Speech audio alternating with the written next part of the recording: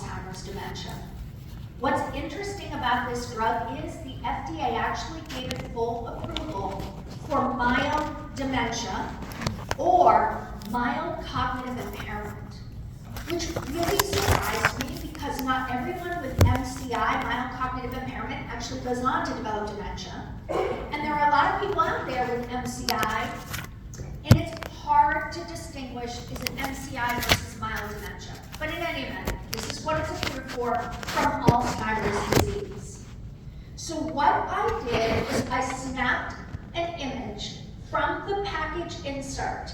So this is the reduction in beta amyloid plaques as seen on PET scanning.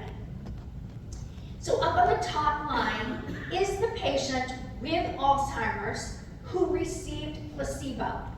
And you can see, and what you're seeing here is 79 weeks, so 79-week trial, and you're seeing the amount of beta amyloid plaques that are seen on the PET scanning. So patients that receive placebo, there's a slight incline in their amount of beta amyloid plaques. Patients who received lecanemab, you can see that there was a decline almost immediately as soon as this drug was started at 10 milligrams per kilo, and it's dosed every 2 weeks.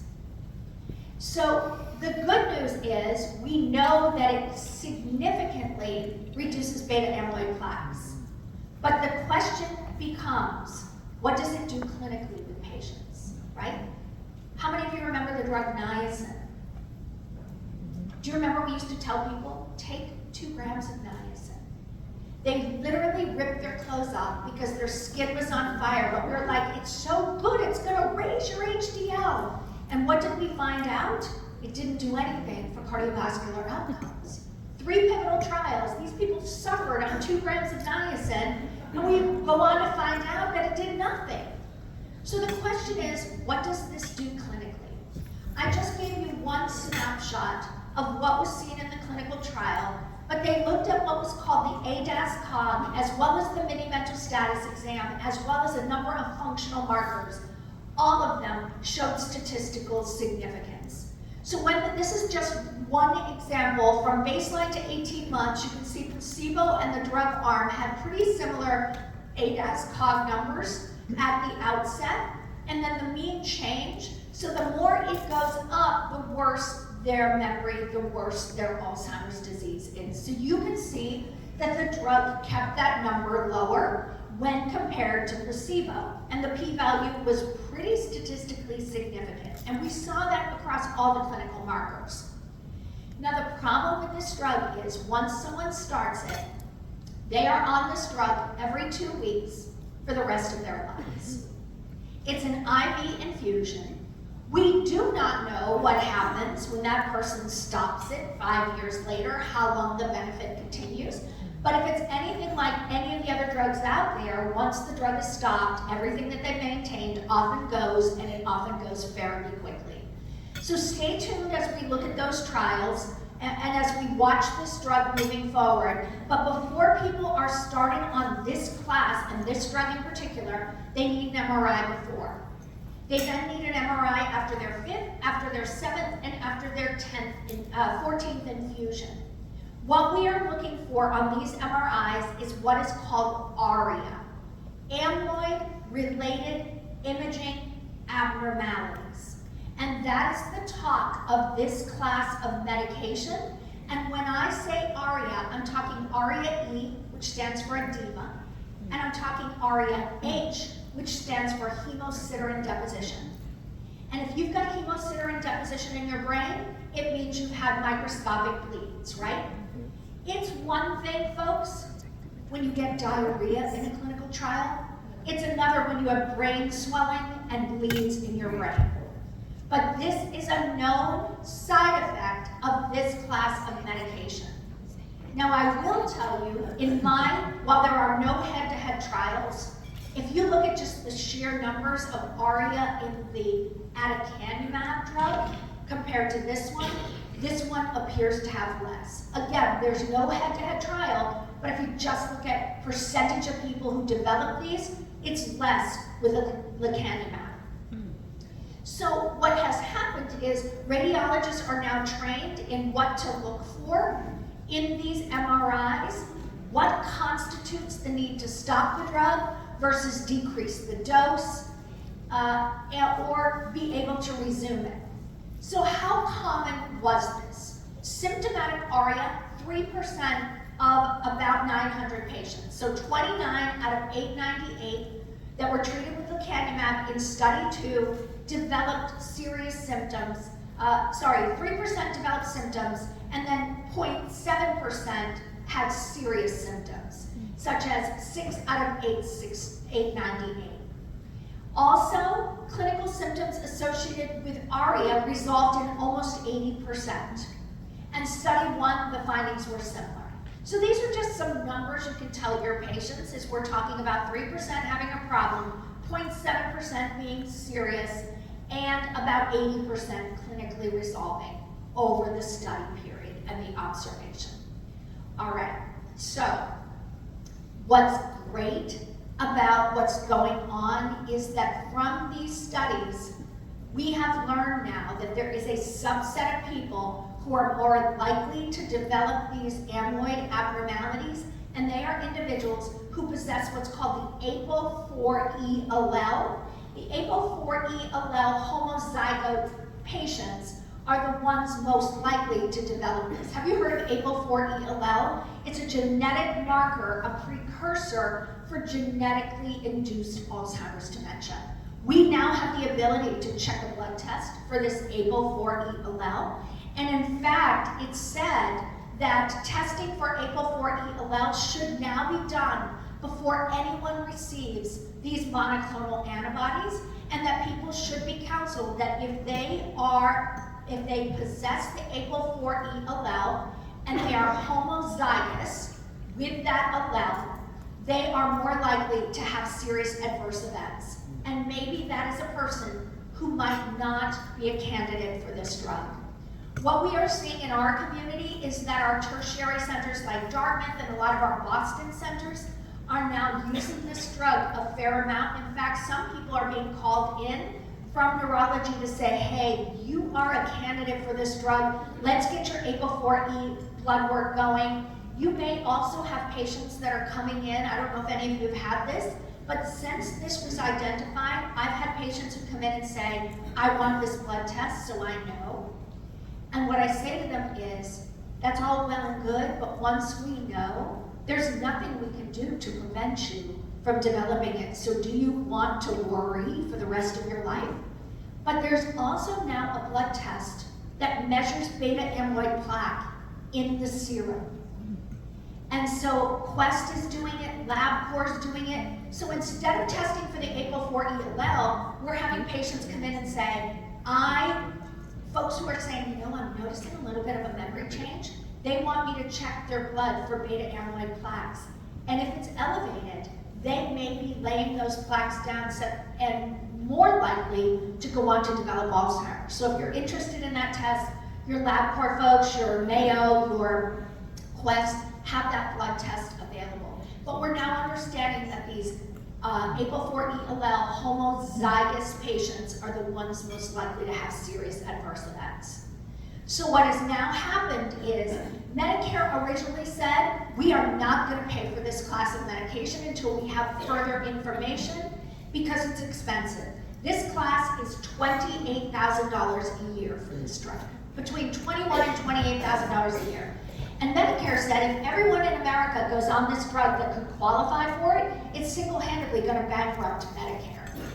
So Medicare originally came out and said, we're not going to pay for this unless the FDA fully approves the drug.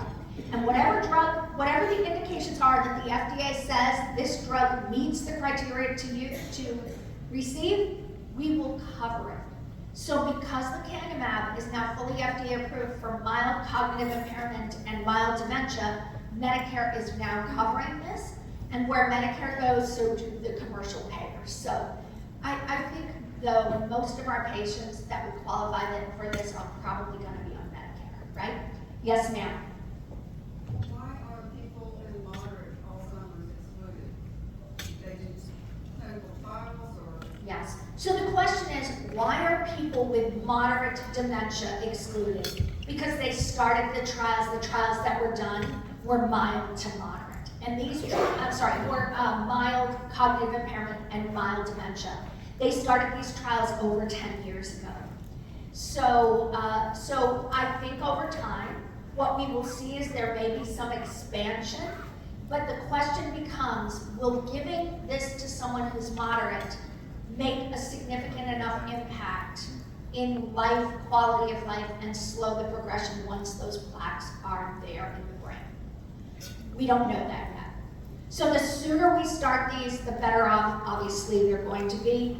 And how long they stay on them, they say now, rest of their lives, or until their lives don't really warrant the continued infusion. All I can think about, though, is what a burden on families to have to be able to take people every 2 weeks for a 1 hour infusion, right? So this is a real deal. Other questions for me on this drug in this class? Yeah, sorry. Since these are IV infusions, do they have to happen in the hospital setting, or could IV infusion clinics, medical clinics? So the question is, where these are IV, where can they be done? Infusion centers. Just like with Remicade and a lot of the IBD drugs, these are being done in infusion centers. And the reality is, probably providers could do them as well, but it's just a lot of work on a system. So in my community, it's being done in the tertiary infusion centers. Okay, let's continue on in the world of neurology in migraine. And it was about 40 years ago now that this inflammatory mediator called CGRP was identified. CGRP stands for calcitonin gene-related peptide. We've known about it for 40 to 45 years. We just were never able to manufacture a drug that was safe and efficacious until about 6, 7, 8 years ago. You first saw a class of drugs called large CGRP antagonists come onto the market.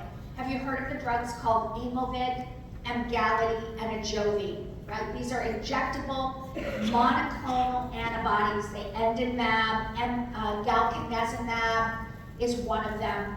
So these drugs block the release of CGRP, which is a potent inflammatory mediator, and it is believed to be the key driver of migraine. So those were large molecules. They were too big to be ingested orally, so people give them to themselves once a month or every 3 months. Then out came the small CGRP molecules that were initially indicated for acute migraine. They were drugs like ubrogepant and rimegepant, Ubrelvy and Nurtec. Then what happened was rimegepant got an indication for prevention every other day, 75 milligrams. And then a drug called atogepant, Qulipta, got an indication for prevention. And now this is the newest CGRP antagonist to hit the US market. It's a nasal spray. As I said to the pharmaceutical rep, this is a Pfizer drug. What I said is, it's all well and good, but people in America hate nasal sprays. So I'm glad you have this. I'm glad it's available in the toolbox. I don't foresee it's going to be used a lot. But who have I used this product in? My patients with acute migraine who wake up in the morning already in a full-blown migraine. Because with migraine comes gastroparesis. That's why a lot of people with migraine will throw up when they have a migraine, because they develop a transient gastroparesis. So I like this nasal spray in people who wake up in the morning already involved in a migraine. There's so much swelling, there's so much release of those inflammatory mediators, and they've got enough gastroparesis that they're often really sick to their belly. So this is one nasal spray into one nostril as quickly as possible at the onset of migraine. Truly, that is where I see it being used. Now, it's only indicated for migraine, adults only, with or without aura at this time, but the other place I foresee this drug being used is in cluster migraine, cluster headaches. Cluster headaches tend to occur in men. They occur in clusters. They're 1 to 8 times a day. They go from a 0 to a 10 in 15 minutes. Their eyes water, their nose runs. They're said to be the most severe of all the primary headaches. You need something that works fast in cluster. The drug called Emgality is now approved for cluster headache. It's a CGRP antagonist. And we also use the triptans. We use the injectable sumatriptan to treat cluster headaches as well. I foresee that this drug moving forward will likely get an indication to treat acute cluster as well because of its quick onset of action.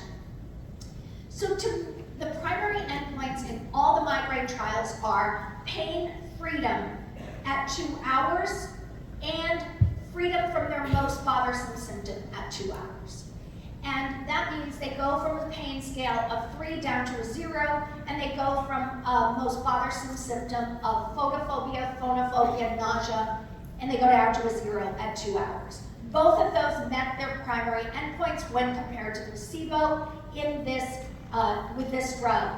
So the brand name is Zazpret. It's awful. It's a horrible name.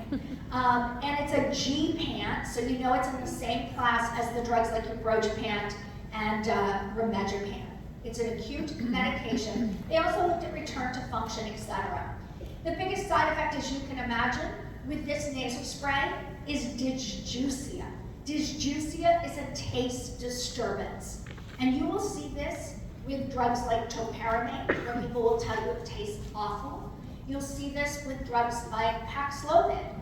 Patients, as one of my patients said, I would rather die of COVID than ever have that taste in my mouth again. I don't know if any of you have ever had that with Paxlovid. I've never taken it, but I know that some people really get a taste disturbance. This makes sense. One thing to tell your patients if you do prescribe this nasal spray is keep their nose over their toes. Nose over toes, and let the extra drain out. Don't tip your head back, it's gonna run down your throat, it's gonna taste terrible. But that is the biggest side effect. Nausea was around 4%, but definitely the biggest side effect. The reality is we don't suspect that there's gonna be much of an interaction in terms of drug interactions, maybe a little bit of an interaction with rifampin. A lot of people aren't taking rifampin. The big one I need you to know about is intranasal decongestants. Afrin, neosynephrine, anything with phenylephrine nasal spray, you want them to separate that apart by 1 hour from Zazpret. If they don't, it will decrease the efficacy of this nasal spray. It's pretty much the only one. But the big issue with all CGRPs, whether they're injectable, whether they are nasal, whether they are oral, is you do not want them to get pregnant. You want to discontinue all CGRP antagonists at least 3 to 4 months before they get pregnant. We do know that CGRP plays a role in uterine contractions, and we do not want people to get pregnant on any CGRP. We just don't have safety drugs, safety studies to support it. Also, avoid use in patients with a creatinine clearance of under 30 mLs a minute. But let me tell you the advantage of all of the CGRPs. With the triptans, you cannot use them in poorly controlled hypertension, cardiovascular, or cerebrovascular disease. Because the triptans, sumatriptan, elatriptan, they vasoconstrict. The CGRPs do not do that. They prevent vasodilatation, but they do not vasoconstrict. So you can actually use all CGRPs in people with cardiac disease, as long as it's stable. You can use them in people with cerebrovascular disease or poorly controlled hypertension because they don't vasoconstrict. Okay? Questions about neurology?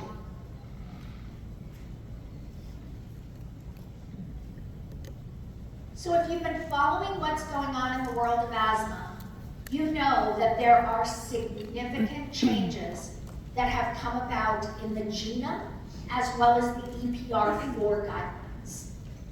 And the biggest change is what's called SMART therapy. That stands for single maintenance and reliever therapy, SMART. single maintenance and reliever therapy. That means that we use the same inhaler for prevention as we use as a reliever. And the inhaler that we use for prevention or controller, and the one we use as a reliever, is an ICS LABA combination that contains formoterol. In every country in the world, formoterol is a rescue inhaler, except in the United States. In the US, it's designated as a preventive drug, right? We use it for asthma as a controller med. Well, because it has a rapid onset of action, both the GINA and the EPR4 guidelines, when they updated in 2020 and in 2022, said that ICS LABA with formoterol is now the preferred starting controller drug, and that patients take that every day as a controller if they need a controller, and they use the same inhaler as a reliever. Single maintenance and reliever therapy. What we are also learning, and this is where I wanted to set it up this way, because there's going to be a lot of work you need to do in your clinics. We are now moving away from short-acting beta-2s as a single reliever. So all of your patients who carry their albuterol, every time they use their albuterol, the guidelines say use an ICS at the same time. Because albuterol alone is associated with, now we are seeing, increasing safety issues and worsening exacerbations, more exacerbations in people who use albuterol only. So every patient with asthma in my clinic is now taking me an additional 10 and 15 minutes as we're starting to move these folks, because now I have to explain to them that for 30 years they've used albuterol, and we're having to change this all up because of the new guidelines that have come out. So what's going to happen in January is you are going to see an albuterol ICS inhaler come onto the market in the same inhaler. So instead of completely taking away their albuterol, what you're doing is you're combining it with budesonide, so that when they use their SABA, they get an inhalation of an ICS. This has been shown to reduce exacerbations when compared to using a short-acting beta-2 alone. And so it is indicated for the acute bronchospasm or prevention of bronchospasm, and to reduce the risk of acute asthma exacerbations in people 18 and older. This is not a pediatric medication at this time. There are studies that have been done and ongoing studies using this in children, but at this point we don't have an indication. So this is 18 and up. It is meant to be used 2 puffs every 4 hours as needed. And the thought is this, everyone. The underlying problem of asthma is inflammation. It is the inflammation that causes the airway bronchoconstriction, the hyperresponsiveness, the mucus production. So if someone needs their short-acting beta-2, it is a signal that they have inflammation going on in their airway. 10 days before the exacerbation is ever diagnosed, there's a decline in their FEV1. There's also an increased use of albuterol. So the thought is, if we can do this and give them an ICS in the same inhaler, we can interrupt the exacerbation cycle and reduce their need for prednisone on a repeated basis. Because we know systemic steroids carry a cumulative lifetime risk of diabetes, of osteoporosis, and some of these people are getting 1 and 2 and 3 prednisone bursts every single year.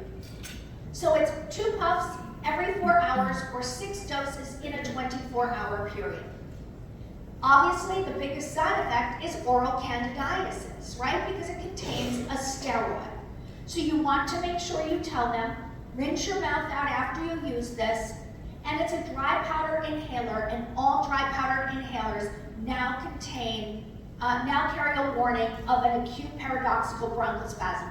I don't know if you've ever seen this with patients. They take a puff of a dry powdered inhaler and they start to cough and wheeze. It is a warning in the package insert, and obviously if that happens, this is not the drug for that.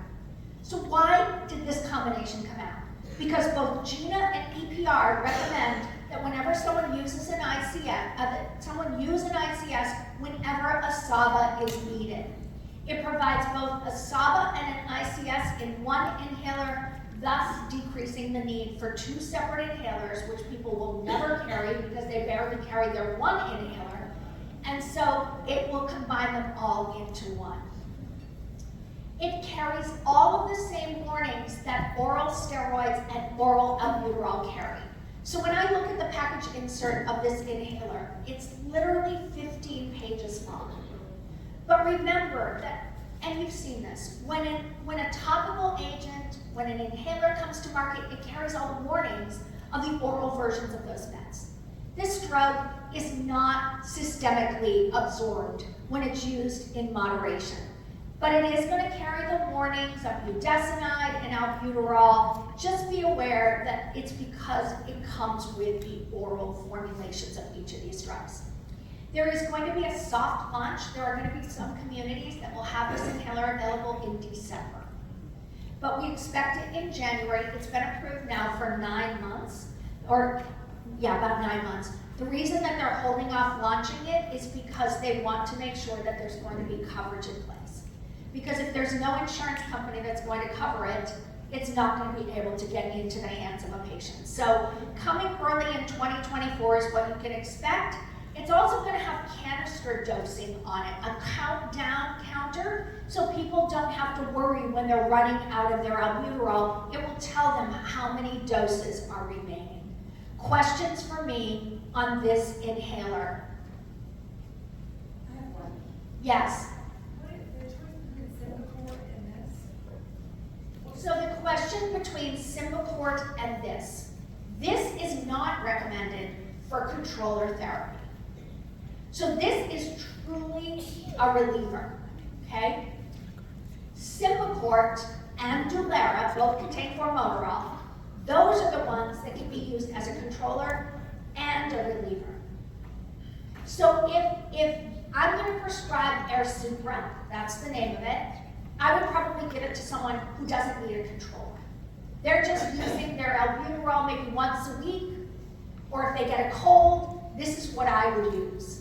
But for the person who needs to be on daily meds because they're having symptoms nearly every day, or they're waking at night at least once a month, I would go with Dulera or Symbicort and use that same inhaler as a reliever. So our freshman pre-COVID was a third round of oral steroids. We started the controller like Homeport for Kid or Symbicort. But when COVID hit, our pediatric respiratory pulmonary said for us to back that threshold back to 2 times so that we keep them under better control because of. So is this talking about like the second time, or is this talking like we started at the beginning? So this is talking about 1 time now. The latest guidelines say the need for a corticosteroid 1 or more times a year is a signal that that individual is not well controlled, one of the signals, and needs to be started on a controller med. So does that answer your question? So it's dropped to 1. So if I apply that to I know I can't use this drug in peace, but if I apply the theory, then I need to be, after they have their first oral steroid flare, that needs that as far as something. Absolutely. So if you apply this to any population other than peds, it's not approved, but for someone who's having 1 exacerbation or more, or has an ACT test, asthma control test, that does not suggest that they're controlled, or is waking up at night more than once a week from their asthma, that individual should be on a controller drug, Symbicort or Dulera, if you're using the newest guidelines. Okay? Great question. Any other questions? Let's go to cardiology. Let's talk about this drug called inclisiran. Inclisiran is another agent to add on to a maximally tolerated statin to lower the LDL in patients who have familial hypercholesterolemia, LDLs 190 or higher, or has atherosclerotic cardiovascular disease, or has primary hyperlipidemia and is unable to take other medications to lower their LDL. For so many years in my career, I was told, start medicines on anyone whose LDL is over 100. Then it went to, if they meet this criteria, start them, put them on a moderate or a high intensity statin, and it doesn't matter what their LDL gets to. Now, we're back to taking people down to particular LDL goals. The ADA says anyone with diabetes between 40 and 75 belongs on a moderate intensity statin. If that moderate intensity statin does not get their LDL below 70, you want to add on another agent to take people with diabetes to LDLs under 70. For these folks, which are considered the first two, the highest risk patients, those folks, they want their LDLs under 50. 50 to 55, depending upon the guideline. People say, am I taking these people too low? There are studies now taking people's LDL down to 20 and 30, and it is not too low. It continues to lower their cardiovascular risk. So I have a patient in my clinic whose LDL is almost 400 off medication. She was 36 when she had her first stent placed. Folks, that's familiar. You either eat your LDL or you make it. 20% of your LDL is eaten, 80% is made. So if you've got someone whose LDL is 300, even 190, they can diet all they want to. They will never get that LDL to below 100 with diet. So the way this works is it's going to be added on before they have to then go on to other agents like the PCSK9s, which your patient calls superstatins. So inclisiran is a small interfering RNA directed to block PCSK9.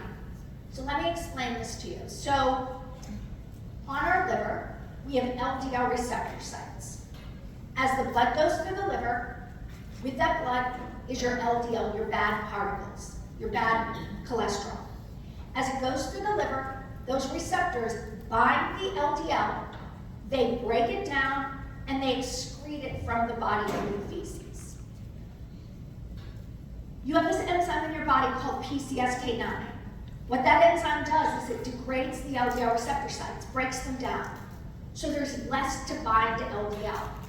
So when you have patients on drugs like alirocumab, evolocumab, Repatha, and Praluent, it blocks that PCSK9 enzyme, so it can't break down those LDL receptor sites. That's how it works. That's why it's able to lower LDL 60–70%. This drug is one step before that. It blocks the production of PCSK9. So by blocking the production of PCSK9, it never even forms, so you don't have to worry about blocking its effectiveness or its activity because it never even forms. It's kind of a step before the PCSK9. What's different about this drug is it's a subcutaneous injection. So unlike Repatha and Praluent that patients have to give to themselves every 2 weeks, this is an injection given in our office every 6 months. There's a loading dose, and then they come in and they get their second injection. It's 284 milligrams. They get their second injection 3 months later, and then after that, it's every 6 months. I do not foresee primary care is going to do this. It is over $3,000 an injection. And you can't send a script into the pharmacy and say, hey, pick it up at CVS and bring it on over here. I don't know many primary care providers that are going to offload $3 grand to hold a prescription, to hold a drug in their clinic, and then hope that the insurance decides to pay you. This is going to be a drug, I suspect, that's going to be done primarily in cardiology, in lipid clinics, in endocrine, where people often in systems that can afford to purchase these drugs. But as of today, it is a drug that has to be administered by healthcare providers. Do I anticipate that this will change? You betcha. Subcutaneously administered. I believe that in the future, patients will be able to do this for themselves every 6 months in the clinic, once we have more information about its safety, etc. The problem is that as of today, we don't have any large data set to tell us that this improves cardiovascular outcome. There are a few studies that are starting to come out, some post hoc analysis from the initial clinical trials, but I think you won't see a lot of this used at this time until we get good clinical data, right? It's one thing to lower LDL, but doesn't improve outcomes. And we're waiting on those trials that we expect to be coming out in 2024, 2025. But it absolutely, in study 1, they added it on to a maximally tolerated statin in individuals who already have atherosclerotic disease. It lowered their LDL 51% beyond what the statin did. It lowered total 34%, and it lowered ApoB, which is that atherogenic lipoprotein, by 45%. So what remains to be seen is, what is it doing cardiovascular outcome-wise? They studied 1,800 patients in the clinical trials to get this drug approved, and about 54% of the patients were over 65. About 13% were over 75. Makes sense, right? They've got atherosclerotic disease, and so these are your highest risk patients. And the good news is, there was no safety or efficacy issues in the older versus the younger population. What was the biggest side effect? Injection site reaction at 8%, and that was pretty much it. Where do I also envision that you will see this used? In the same place we use the drugs like Repatha and Praluent. Like, I have a patient now, intolerant of every statin out there.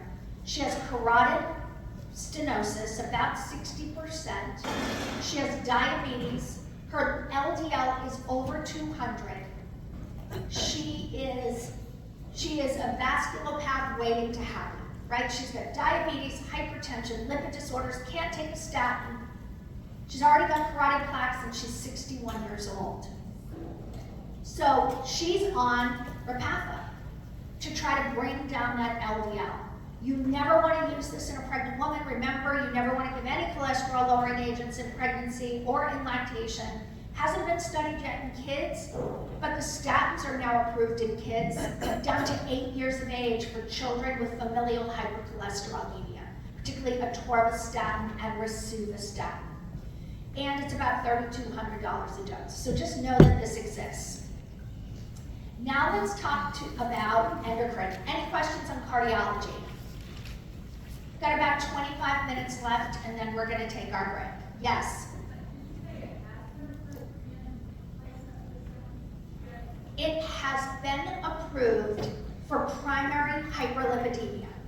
And ideally, it's to be added on to a maximally tolerated statin, but where it's also being used is in people who can't take a statin, who absolutely need to be on a statin. I would go to a PCSK9 first, just because there's clear evidence that those drugs lower cardiac events by 44% within 18 months of starting on. So that's where I would go first until we get good studies on this. Yes? So what is, you said drop the LDL, drop the drop. Have there been clinical outcomes that would improve cardiac, what is the number? Yes. I can't cite you the exact number of when you get people to this LDL, it reduces this much. Here's what I can tell you. The studies show that the lower you take LDL all the way down to 20, the better the outcomes. That there continues to be a trajectory decline all the way down to 20. I remember when I first started speaking on lipids, I used to say, don't take anyone below 40. We used to think it would cause paresthesias. We actually thought it would cause some adverse events. It doesn't. All the way to 20 continues to show a benefit. Yes?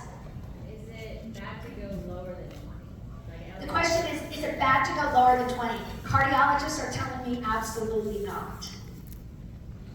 I don't know that I've ever seen it below 20. I think the lowest I've seen, what's that? You have a patient with an LDL of 3. What are they on? You don't remember?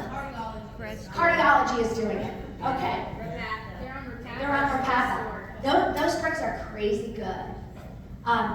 Yeah, but I mean, there's evidence to support the lower you bottom that out, the better off you're going to be. So, cool stuff.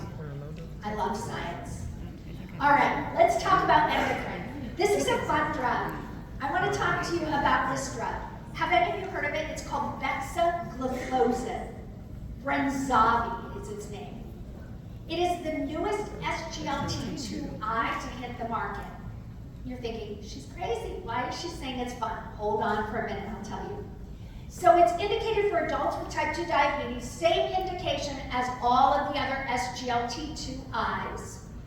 It does not have an indication to reduce congestive heart failure, to slow kidney progression, to reduce MIs and atherosclerotic disease. Why? Because it's so new. Those studies are ongoing, so stay tuned. We expect we will have them.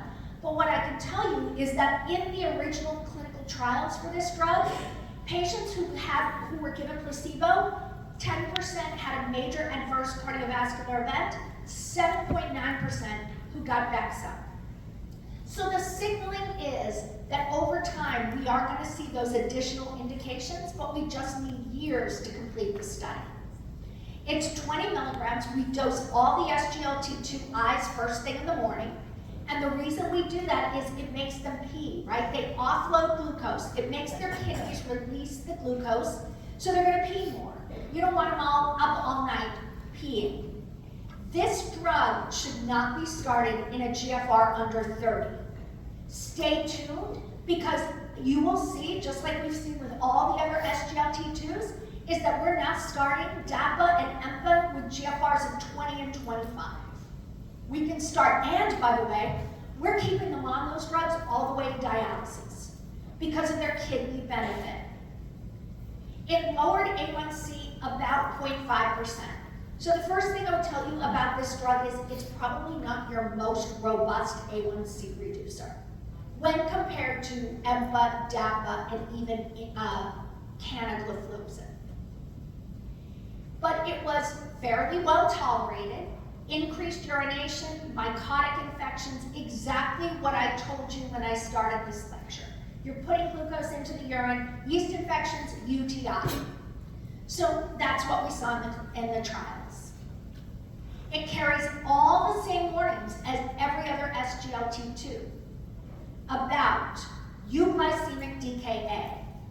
Now, I'm a former ICU nurse. When I saw DKA, these people had blood sugars of 700, 800, 900. For some reason, the SGLT2s are associated with DKA, but their blood sugars are under 200.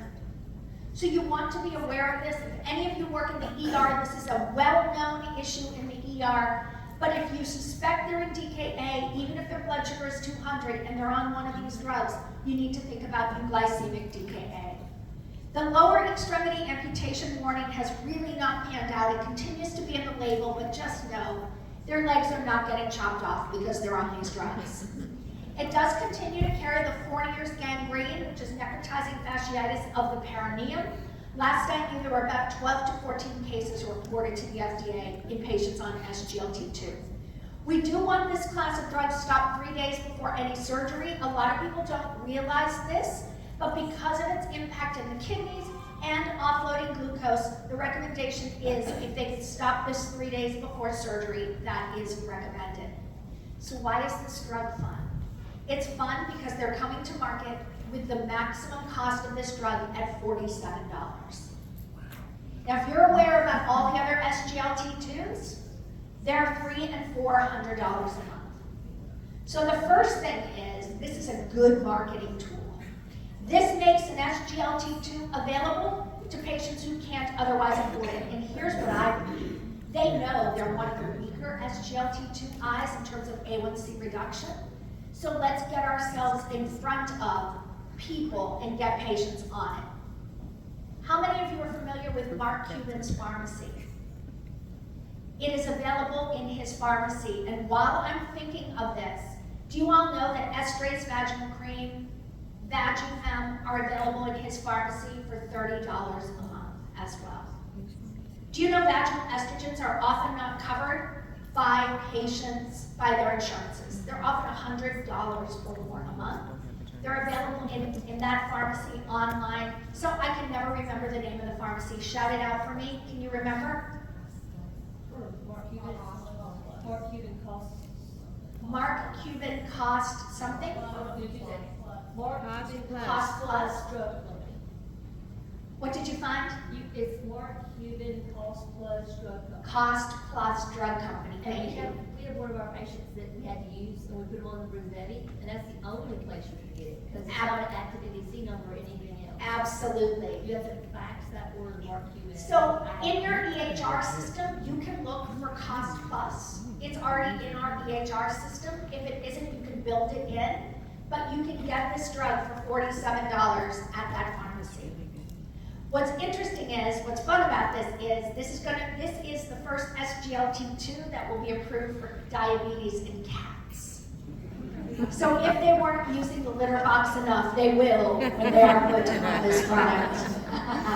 All right, Tirzepatide. Tirzepatide is called Mounjaro. I think a lot of you are very familiar with this.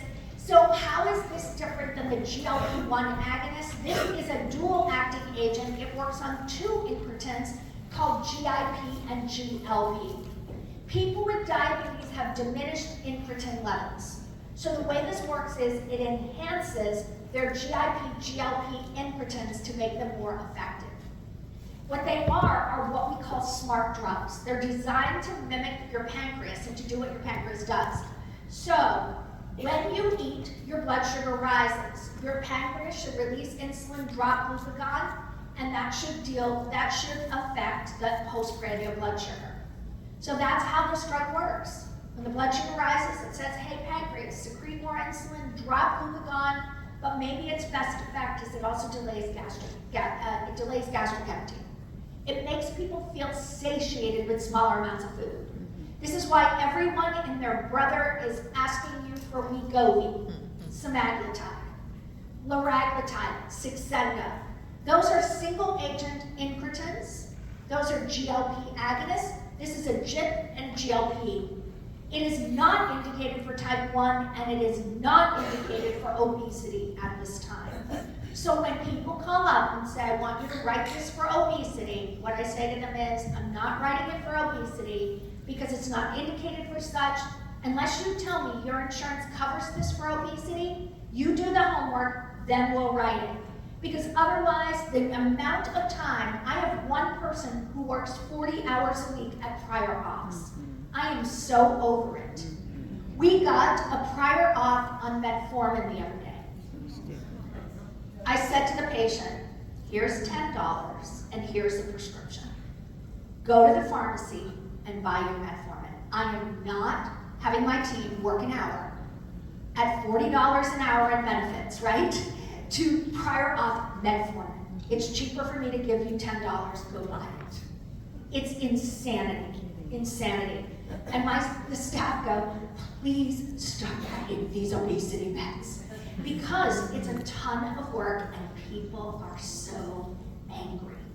They're angry because Wegovy's not available any longer in the starting dosages because they don't have enough supplies. They're angry because their insurance doesn't cover it. I get it. But it's frustrating.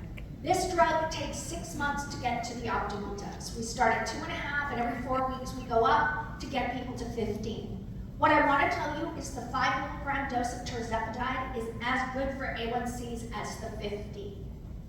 But the 15 is where the weight loss occurs. So while it doesn't do anything better for diabetes at 15, it does a lot better for weight loss. They also studied people over the age of 65, and about 4% were over the age of 75. I will tell you, if this is just one of the trials, this is called SURPASS. They did 5 trials, SURPASS 1 through 5, 40-week monotherapy trial. You can see that at 40 weeks, 5, 10, and 15 milligrams reduced A1C by 1.8, 1.7, and 1.7. So can you see that the 5, 10, and 15 milligrams were pretty equal from an A1C perspective? But look at the weight loss. The higher we pushed the dose, the more weight they lost. And there was a significant percentage of people who lost 20% or more of their body weight. What I will tell you, because I hear this over and over every single day in the clinic, this class and the GLP-1s stop the food chatter in my brain. Have you had people say this to you? It's stopping the food chatter. I don't think about food. I don't wake up thinking about food. And what we're also hearing, and I can't wait for these studies to come out, is people aren't thinking about alcohol either. There is some information out there that they're being investigated for substance use disorder as well. The thought is they do something in the dopamine and the crave to drink. I've had people quit smoking. I've had people quit alcohol, and they're losing weight. Again, they seem like a panacea, but the ER is also seeing a lot of people with gastroparesis coming into the ER, and that's because a lot of people have underlying gastroparesis with their diabetes, but we don't know it. And then we make it worse, and they go in and they're throwing up like crazy. When they start this drug, tell them, cut the amount of food you normally eat in half. If you don't do that, you are going to vomit. Eliminate as many carbs as you can and keep away from carbonated beverages. Carbs and carbonated beverages and cutting the portions in half help to really reduce the nausea and the vomiting. Also carries all the same warnings. Do not use the medullary thyroid carcinoma, multiple endocrine neoplasia syndrome. And folks, it's not supposed to interfere with warfarin, but if you start someone on this and they're on warfarin, please get an INR within a week of starting it, just to cover your butt.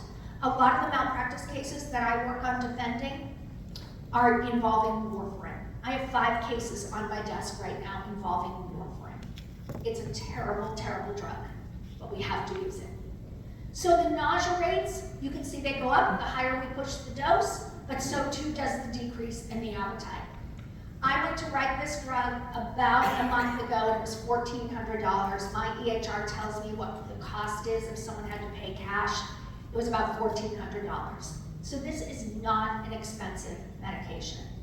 I'm not going to spend any time on Tzield, but I do want you to know that there's now a drug that blocks the development of antibodies leading to type 1 diabetes in kids.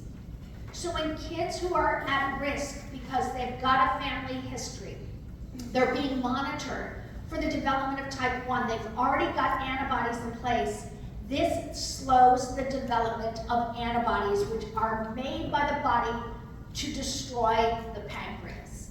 I'm not going to go over all of this drug. You can see it's a mAb, it's not cheap, but I've given you a sense of, I just want you to know about this. People are going to be monitored. This is what I really wanted you to see. That in children who were given this drug, stage 3 type 1 diabetes was diagnosed in 20 of the mAb group, 23 of the placebo-treated patients. So it was higher in the placebo-treated arm, and that's what you expect. But what I really want you to see is that the median time from randomization to stage 3 type 1 was 50 months in the teplizumab group, 25 months in the placebo. So it gave these kids 25 months more before they progressed into type 1 diabetes. Let's wrap this up. Some quick approvals. Here we go. O-pill. The FDA approved a progesterone-only oral contraceptive to be sold in pharmacies without a prescription. It is now available in many of the pharmacies and will be available in all states by the end of 2023. Has anyone seen this in a pharmacy down here yet? So it's a progesterone only. It's going to be called O-pill. You don't have to worry about migraines with aura, blood clots, breast cancer, because it's progesterone only. This has been available in Europe for a decade. What's also available over the counter is Narcan, which is naloxone, 4 milligrams, nasal spray. Children, adolescents, and adults can use this dose. It will be available and is available in almost every state, in every pharmacy now.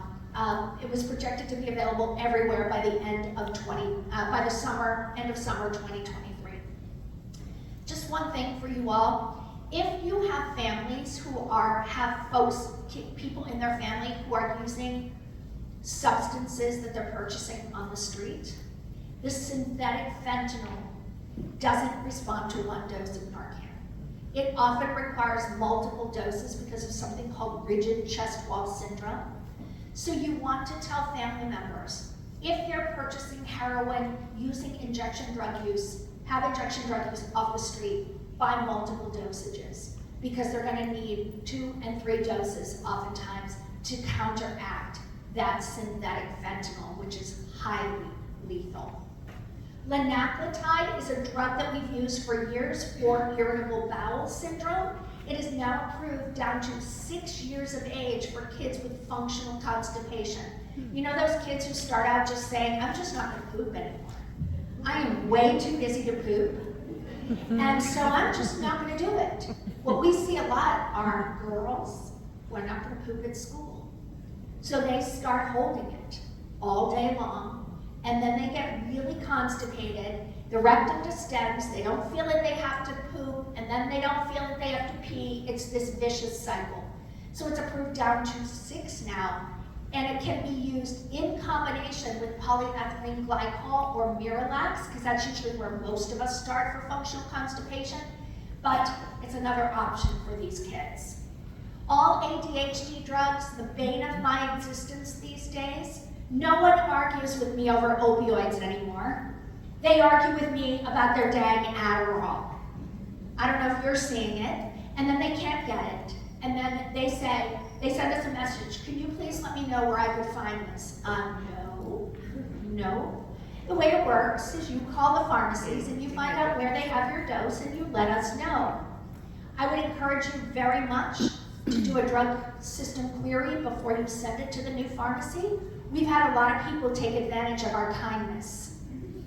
And then we find out after we filled it, and the pharmacy calls and says, oh, by the way, they filled that same Adderall at a Walmart down the street. Well, did you fill it? Well, yeah. Well, why'd you give it to them? Why didn't you call us? So, boxed warning.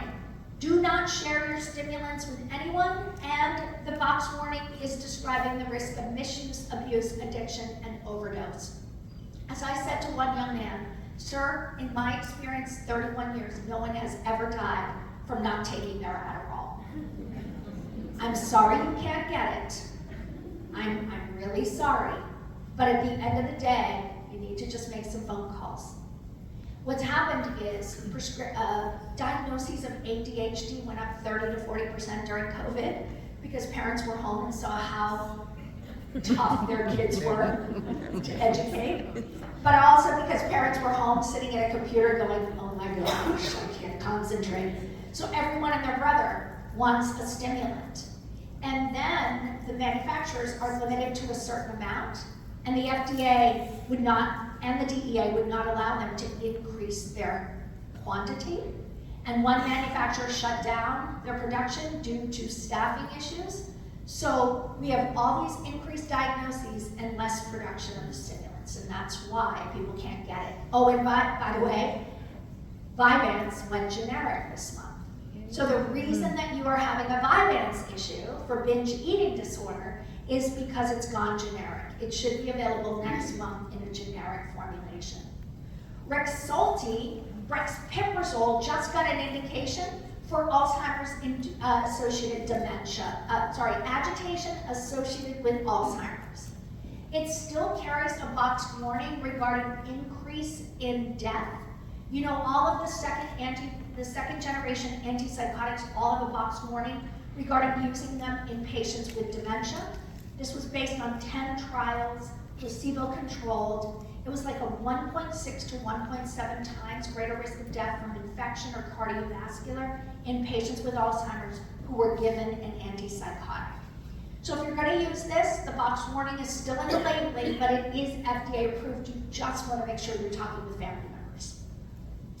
Semaglutide or Wegovy, as if it wasn't already an issue, is now approved down to 12 years of age for adolescents with obesity, and the same for Qsimia, 12 and up. We've got setnidazole with 1 dose of 2 grams. You can treat your BV and your trick all in the same dosage. And azolastine, which is Astapro 24 hours, is now approved over the counter. No prescription needed. It's a nasal antihistamine, 6 and up. We've got Trelegy. It's a triple drug inhaler. I don't use a lot of this because remember in the world of asthma, formoterol is the preferred agent. And this does not contain formoterol, it contains vilanterol. As I tell my patient every year they come in and they say to me, I think I need to get my Mirena removed. I say, oh no, we've got another year on your Mirena. I say to them, here's the deal. We're gonna put this sucker in the minute you get your cycle, and we're gonna take it out at menopause if they continue to do these studies. We're up to 8 years now. You're gonna need a dang crowbar to get that thing out of their uterus, but it works for 8 years, so that's where we're up to. There's a Qtenza patch now for people's feet for diabetic neuropathy. This first came out a decade ago for post-herpetic neuralgia. It's applied in pain clinics.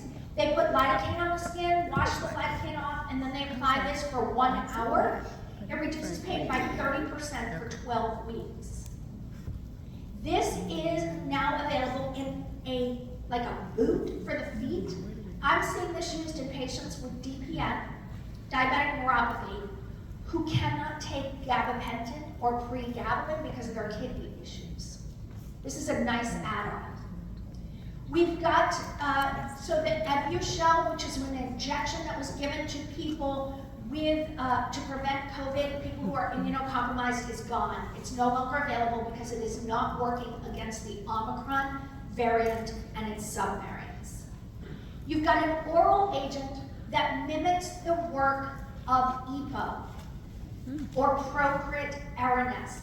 This is a pill given to stimulate the production of EPO in patients who have an anemia related to their kidney disease. We've got atogepant, Qulipta, not only approved for episodic migraine, now approved for chronic migraine. So it's approved for people who have 0, well, you would never give it for 0, but it's approved for people less than 15 migraines a month, and now 15 or more migraines a month as well. You've got remdesivir, which is Veklury, that is now fully FDA approved. So instead of it being an EUA, this remdesivir IV infusion for 3 days in a row is now approved, fully FDA approved for COVID treatment in adults and children, but it's also now approved to be used in dialysis. It is the only acute COVID treatment for people who are on dialysis. Let me wrap this up with immunizations. Who would have known that RSV was an issue in adults, right? Well, now we can name every virus in America. And I think that's great. It allows us to see what's affecting people, but at the end of the day, the problem with RSV is we don't have a lot of good evidence to support that anything really works for it. So RSV, there are 4 now products out. So the first vaccine to be approved was called the RSV virus vaccine adjuvanted. This is GlaxoSmithKline's vaccine. It is already out in pharmacies, so you're probably hearing of people that are already getting it. I wanted to tell you that it's Glaxo because it's the same adjuvant as the shingles vaccine. So if any of you have ever given the shingles vaccine to your patients and they tell you they ache all over, they have fevers, they have headaches, chills, that's this vaccine as well. I'm going to show you that 60% of people have systemic side effects because it's the same adjuvant. It's a one and done vaccine, 60 years of age and older, and they looked at its efficacy against RSV-induced lower respiratory tract disease. Then they also looked at efficacy in people 60 and older who had at least one comorbidity, and they looked at efficacy against severe RSV, lower respiratory tract disease, i.e. pneumonia. RSV is one of the top 10 causes of pneumonia in adults 60 and older. So you can see its efficacy is 82 to 94%. It is a 0.5 ml IM injection It has to be mixed. It comes with a diluent, it's reconstituted.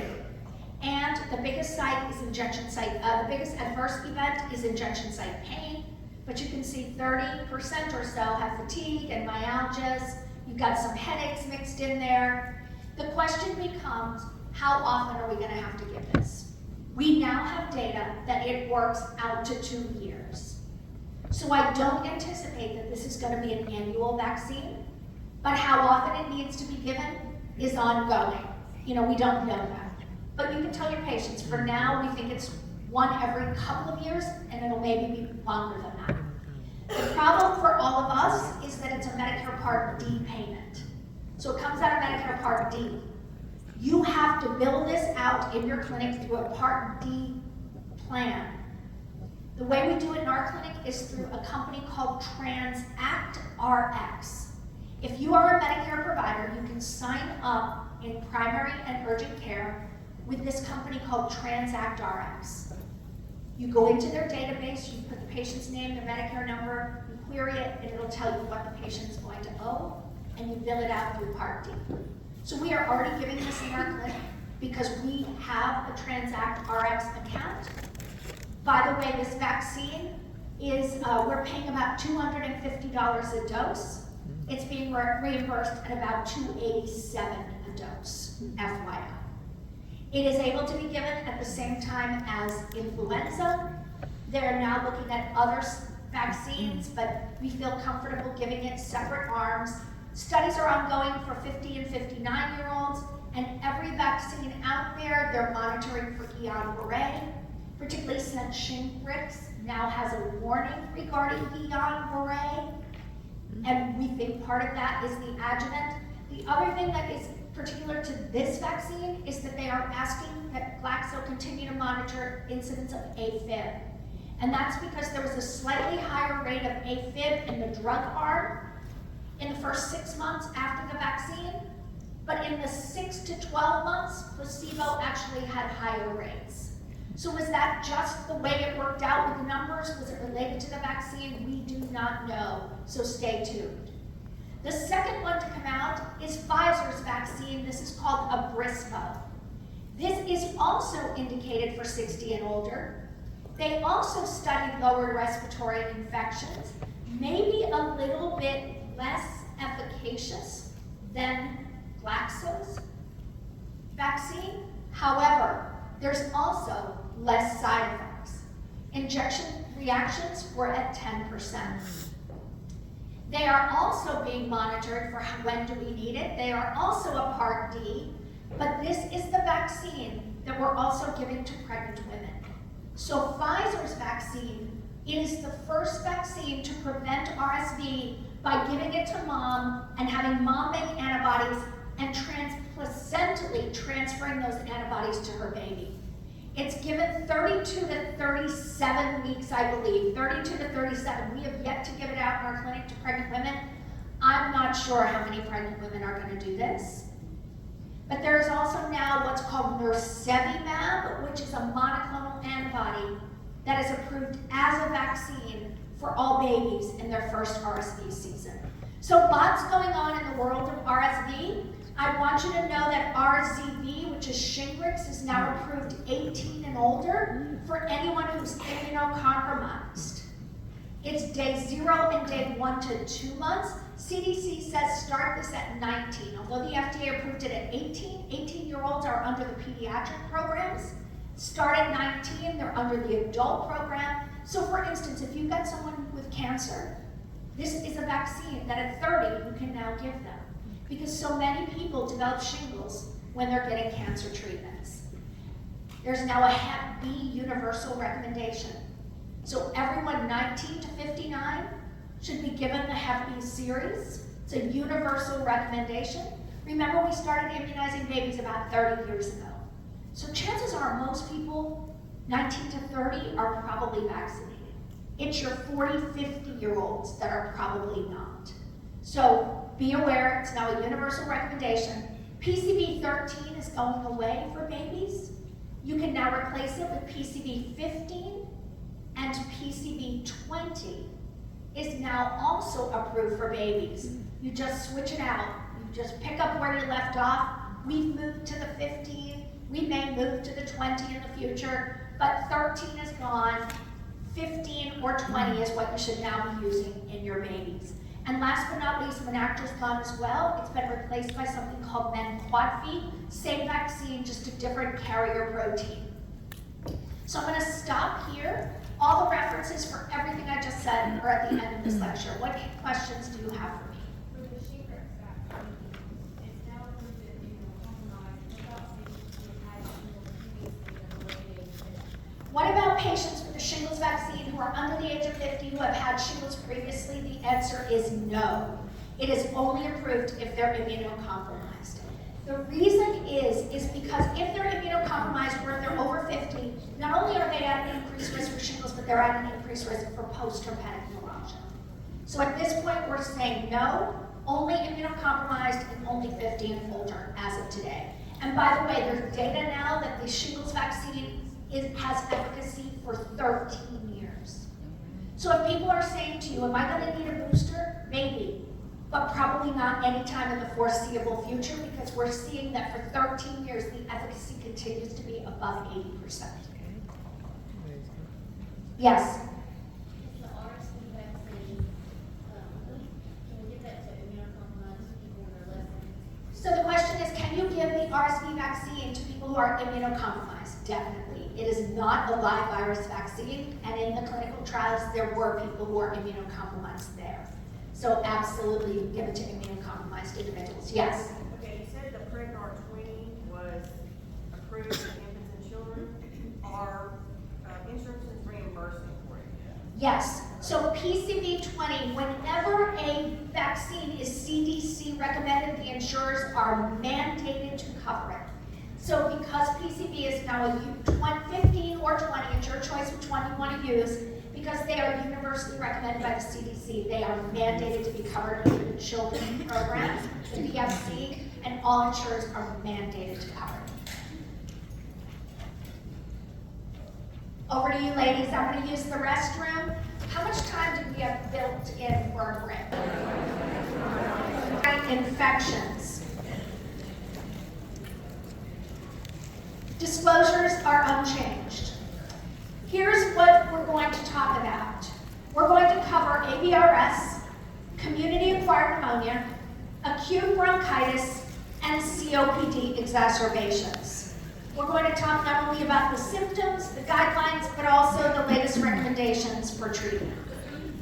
So the first thing for us to all keep in mind is that the number one cause of an acute rhinosinusitis, a community-acquired pneumonia, acute exacerbations of chronic bronchitis, acute otitis media, and all of them actually are viruses.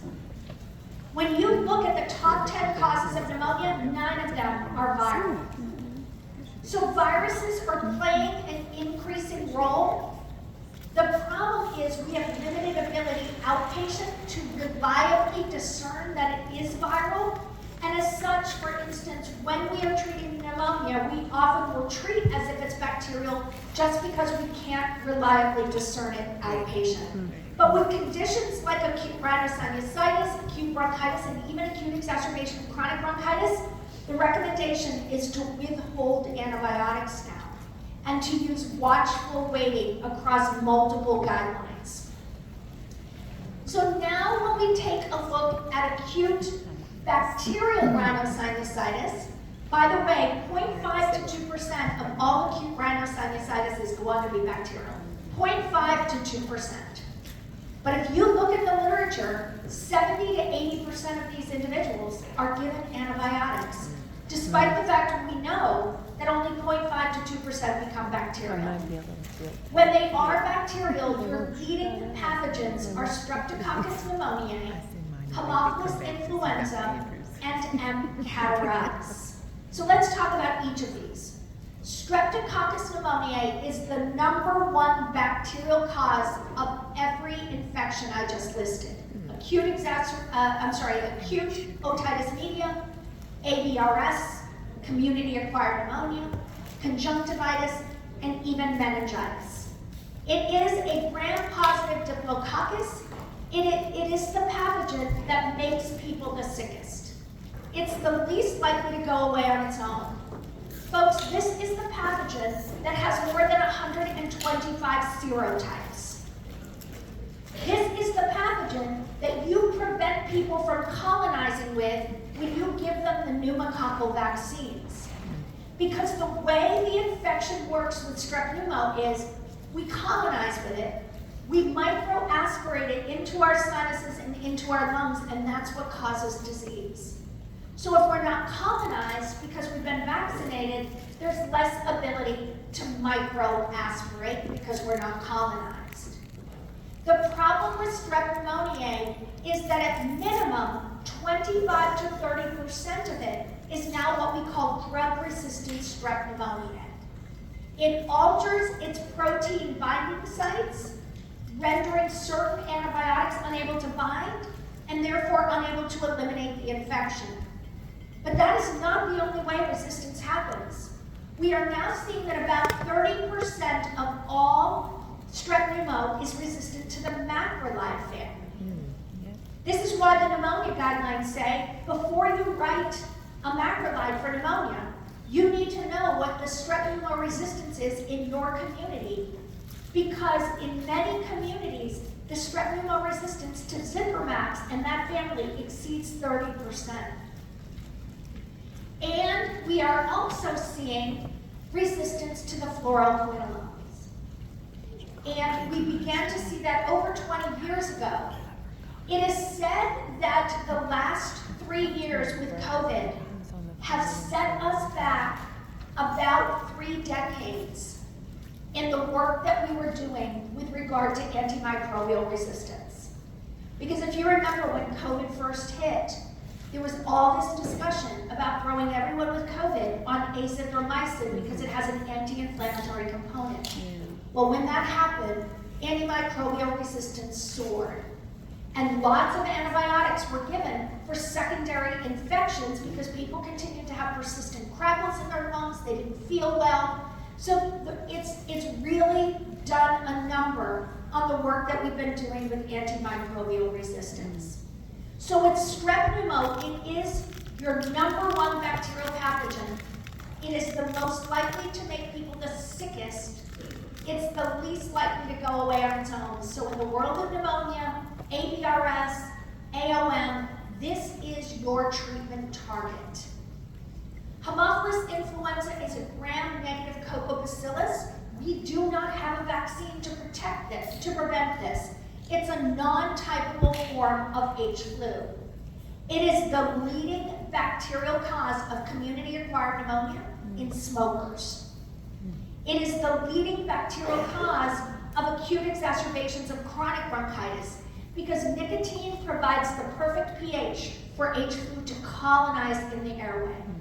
So this is your major player within smokers. The problem with H. flu is 30% of it is beta-lactamase producing. It produces an enzyme that cleaves the beta-lactam ring off of certain antimicrobials, i.e. amoxicillin, rendering them ineffective in the presence of beta-lactamase. About 30% is beta-lactamase producing. MCAT is your least important player. 90% of MCAT goes away on its own. It doesn't cause pneumonia. It is the 3rd most common bacterial cause of an AOM and ABRS, but 90% goes away on its own. The problem is 90% is beta-lactamase producing. So when we have someone with an ABRS, and by the way, if it's in the sinuses, it's in the ears. These are your same pathogens implicated in acute otitis media as well. So when we have someone with an ABRS and an AOM, we need to cover, we need to have an antibiotic that has good gram-positive coverage for strep pneumo.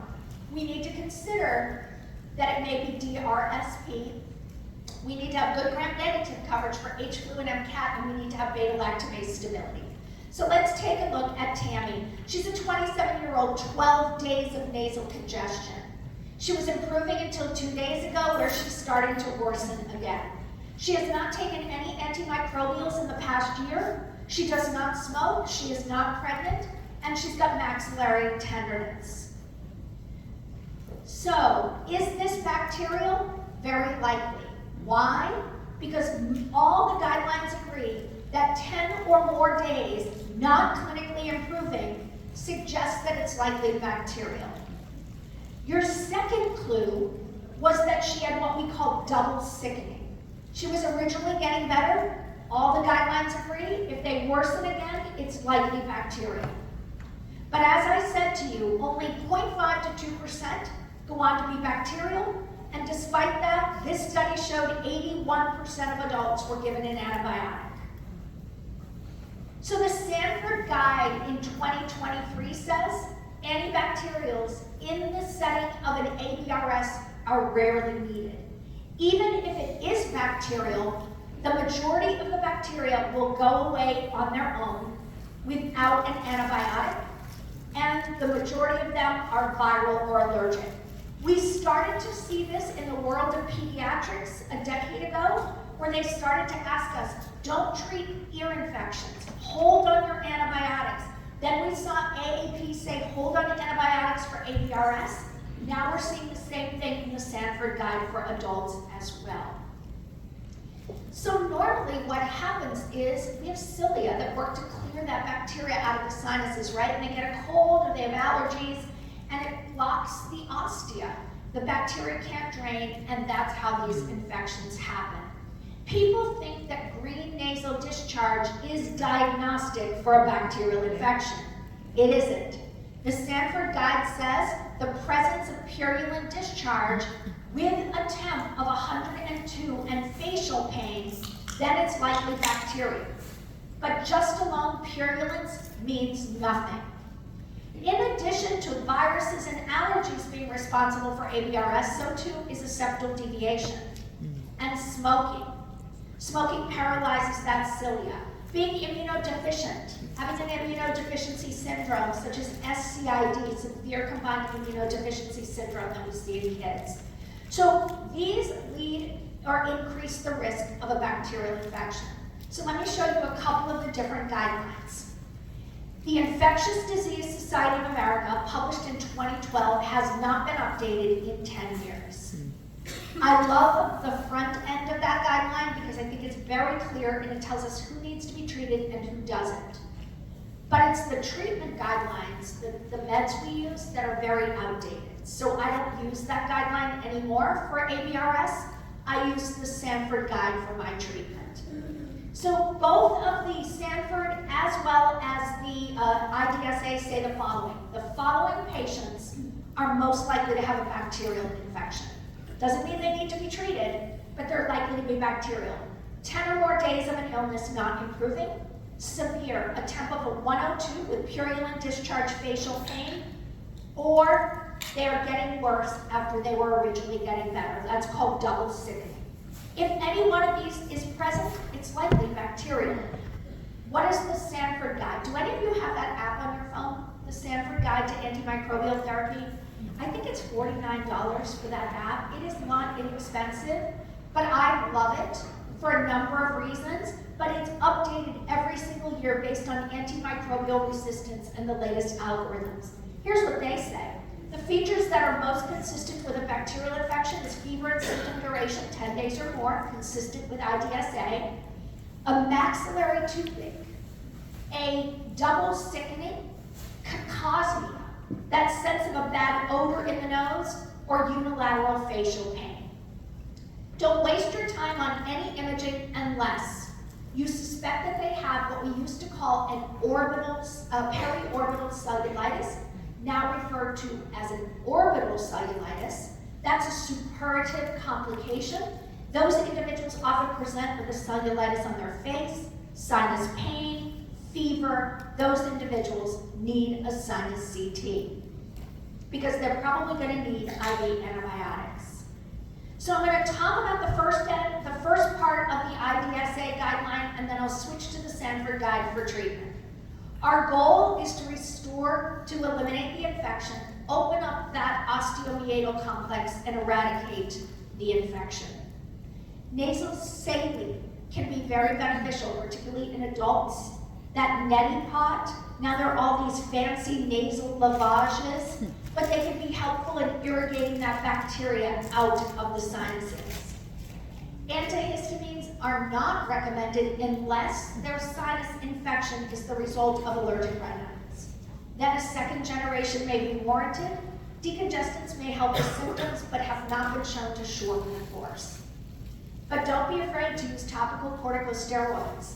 Intranasal steroids can begin to reduce inflammation and shrink those terminates within a few days of starting on them. They can be beneficial in reducing inflammation. So here's what the Sanford Guide says. For an individual with an ABRS, if you're going to treat it with antibiotics, you have two choices. A MOX, 500 or 875, 3 or twice a day. If I use a MOX, I would do 875 BID. It's giving you good gram-positive coverage. You're going to miss DRSP because it's only 1,500 milligrams of amoxicillin a day. You need about 3 to 4 grams to cover drug-resistant strep pneumonia. 5 to 7 days is the length of treatment now. One of the things that you should be noticing in the world of antimicrobials is we're getting in with a higher dose, but we're getting out quicker. So it's a shorter course for almost every disease state out there, including pneumonia, where we're treating pneumonia with some antimicrobials for 5 days only. So get in and get out. A Moxclav is actually what I use, 875 BID, good gram positive. You're going to miss DRSP, but you get good gram negative and you get beta-lactamase stability. And I usually write it for 5 days. Keeping in mind that 80% of people with ABRSs, even if they are bacterial, will go away all on their own anyways. So I do 5 days, 875 BID, a Moxclav. Now what if they're penicillin allergic? What are your options? Sanford Guide says a cephalosporin if their penicillin allergy was not anaphylaxis. So Cefdinir, cepodoxime, or cefuroxime, Ceftin, Omnicef, etc. 5 to 7 days. If I use any, I usually use Cefdinir, 600 a day. But most of my patients don't have anaphylaxis to penicillin. They had a rash when they were a kid, so that's usually where I will go. But what if they did have anaphylaxis? Sanford says, Levo or Moxie. The FDA says, avoid fluoroquinolones in ABRSs unless you have no other option. The other option is Doxy, and that is my backup. I either use a Moxclav, I use a cephalosporin, or I use Doxy. 100 BID, twice a day, 5 days is usually what I do. It has good gram positive, it's going to miss DRSP, but it has good gram negative and it's beta-lactam stable. Just remember, you never give Doxy in pregnancy. It's category D, graying of the baby's teeth. Amoxiclav, cephalosporins, totally safe in pregnancy. Now, what about the person who says, you started me on one of those and I'm not getting better? It used to be that we switched in 48 hours. It's now 3 to 5 days. I make them wait 5 days before I swap, because keeping in mind that the majority are viral, the majority will go away on their own, I don't want to expose them to another antibiotic if I don't need to. So I usually say in 5 days, if you're not better, I need to hear from you. Then what do you switch to? If you started with a Mox or a Moxclav, go to a Moxclav higher dose. 2 grams of a Mox twice a day, 125 of the clavulanate. And you're going to use another 5 to 7 days. If they're severe, which I will tell you, I've never seen a severe ABRS. People are miserable. They're not severely ill. But if they are, Levo or Moxie would be where you go. If someone's severely ill with a sinus infection, it makes me wonder if there's some type of suppurative complication. So why is the FDA saying do not use fluoroquinolones unless you have no other option for an ABRS, an uncomplicated UTI, or bronchitis? Because the majority of them are viral, or we've got plenty of other options that are available, and the fluoroquinolones are not only linked with tendinitis and spontaneous tendon rupture, they're now also linked with aortic aneurysms and aortic dissections. The greatest risk is your older adult on steroids who's given a fluoroquinolone. So where we see a lot of these tendon ruptures and problems is in your COPD exacerbation, folks, because they're given steroids and they're given a fluoroquinolone. FDA has come out to say if we don't begin to restrict our fluoroquinolone prescribing, they are going to do it for us and start putting restrictions on these drugs. Do I still use them? You betcha. Where? A pyelonephritis. I will still use them for community-acquired pneumonia in my high-risk patients who have COPD or hypertension, or diabetes, but I don't use them in my walking, talking 25-year-old with a UTI. So be very careful with your fluoroquinolone use. Notice what is missing from this guideline, macrolides. No longer is there a recommendation to use azithromycin even as a backup in allergic patients. No longer is there a recommendation for Bactrim. And there's limited recommendations for the cephalosporins. They're only used as a backup in people who are allergic. And all of this is due to antimicrobial resistance. For recalcitrant AVRSs, you can consider using up to 10 days, but the majority of patients with an AVRS, uncomplicated, it's 5 to 7 days of an antibiotic, and you don't switch until 3 to 5 days in, say the guidelines. Now, what does the American Academy of Pediatrics say? They say watchful waiting is what they recommend. They recommend you give kids 3 to 5 days and see if they improve. If they don't improve, then it's a MOX, and if they're allergic to a MOX, it's a cephalosporin. That is it. And notice the dose that they're recommending, 90 mg per kilo per day of a MOX or a MOX-CLAV. Why? Because of the DRSP that we are seeing so commonly in children. When do you refer that suppurative complication or the person who has 3 to 4 AVRSs in a year? That individual may warrant further evaluation, including CT and potentially even sinus surgery. Let's now go to community-acquired pneumonia. These guidelines were released just before the COVID pandemic. They came out at the end of 2019, but were really made public in the first quarter of 2020, and we had a lot of other stuff going on.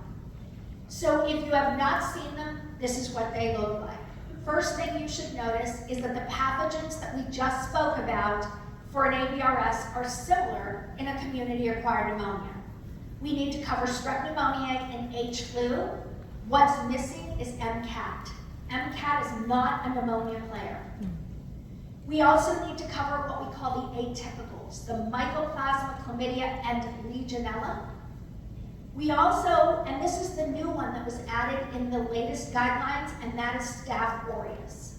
And what the guidelines say is, if you have a patient with a community-acquired pneumonia who is recovering from influenza, your treatment you need to make sure that your treatment covers Staph aureus, which is a gram-positive organism. And it's probably gonna cover Staph aureus because you're covering strep pneumo, and we don't see a lot of MRSA involved in pneumonia. It's possible. Most of the MRSA is skin-related. We don't see it as much in the world of pneumonia. So Staph aureus is gram-positive. Just like every infection I just talked about, the microbial etiology of pneumonia is changing. I remember when I first became an NP 31 years ago, the top 10 causes were almost always bacterial. No longer. 9 out of the top 10 are viral. The only bacteria that remains in the top 10 causes of pneumonia is Streptococcus pneumoniae.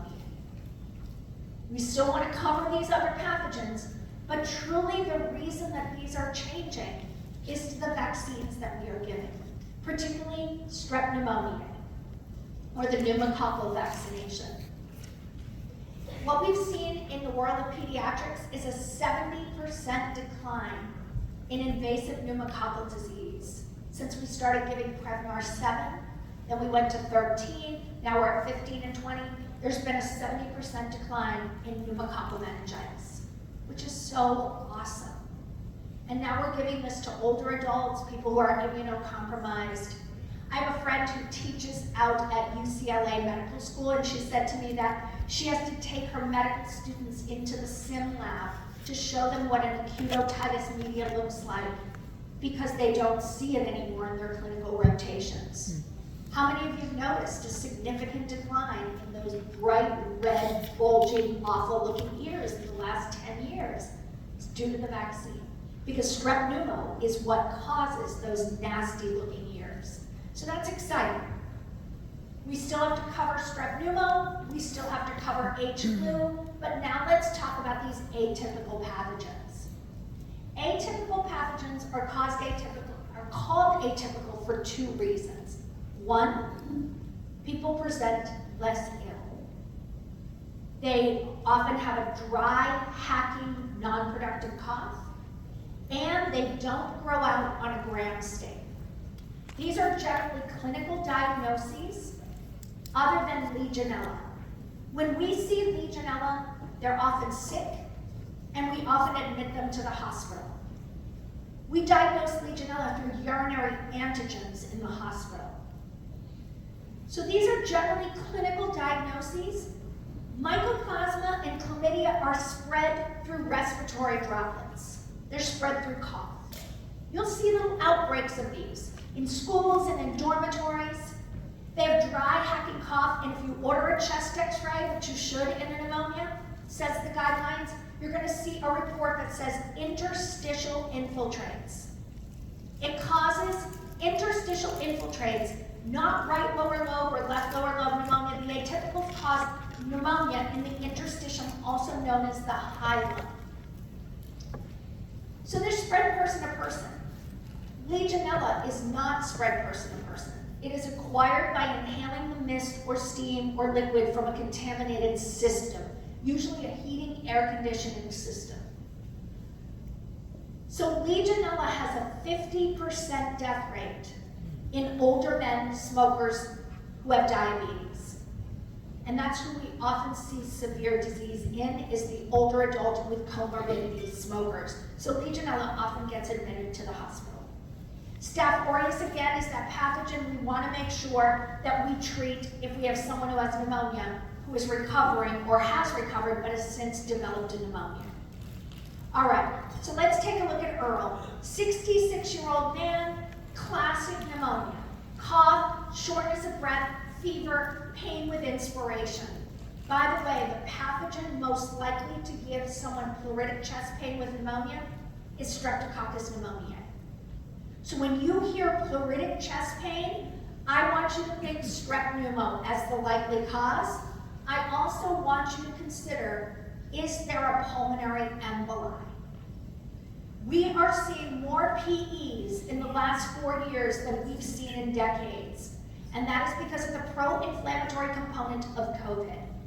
Elevates the D-dimer, we see more clots. So pleuritic chest pain makes me think pneumonia, strep pneumo as the cause. It makes me think pulmonary emboli as well.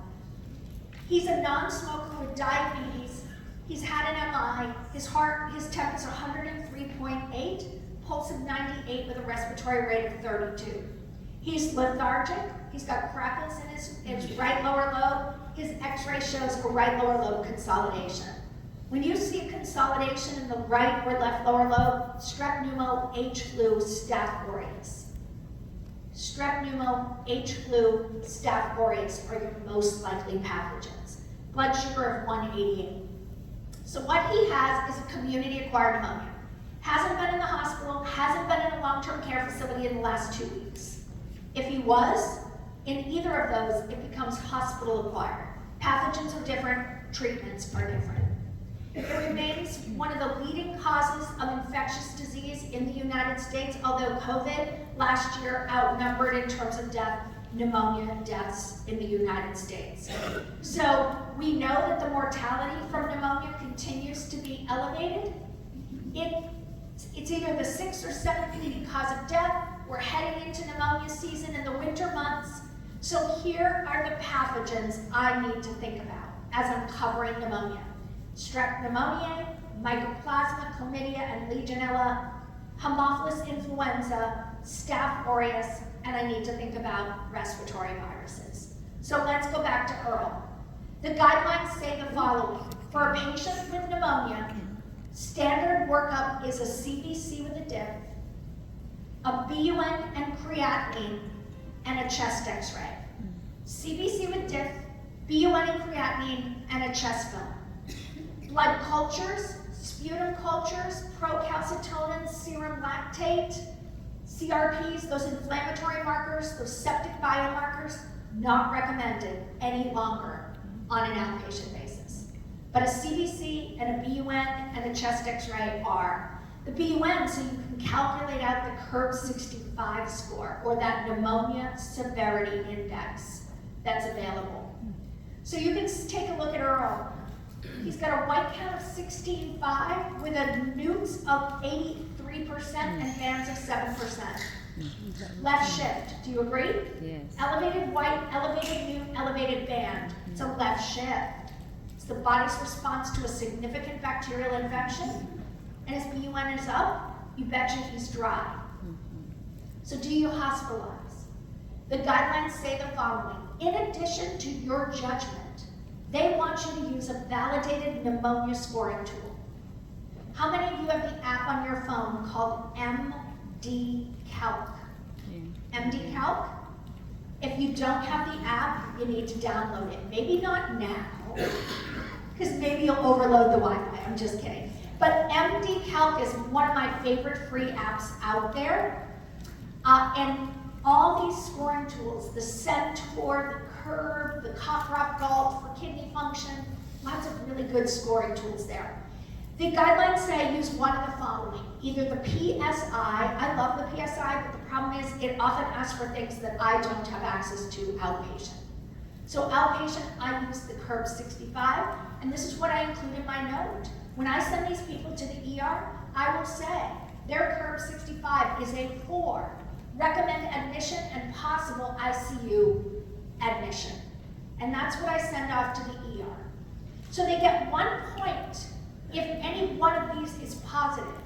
If they're confused, it's a point. If their BUN is over 19, if their respiratory rate is 30 or higher, if their blood pressure is under 90 or under 60, and if they're 65 and older. You add this up. If their CURB is a 4, their 30-day death rate is 30%. And it's even higher with a 5. So, what I love about this is it gives you 30-day mortality, but it also gives you suggestions on how to manage and where. 0 to 1, outpatient.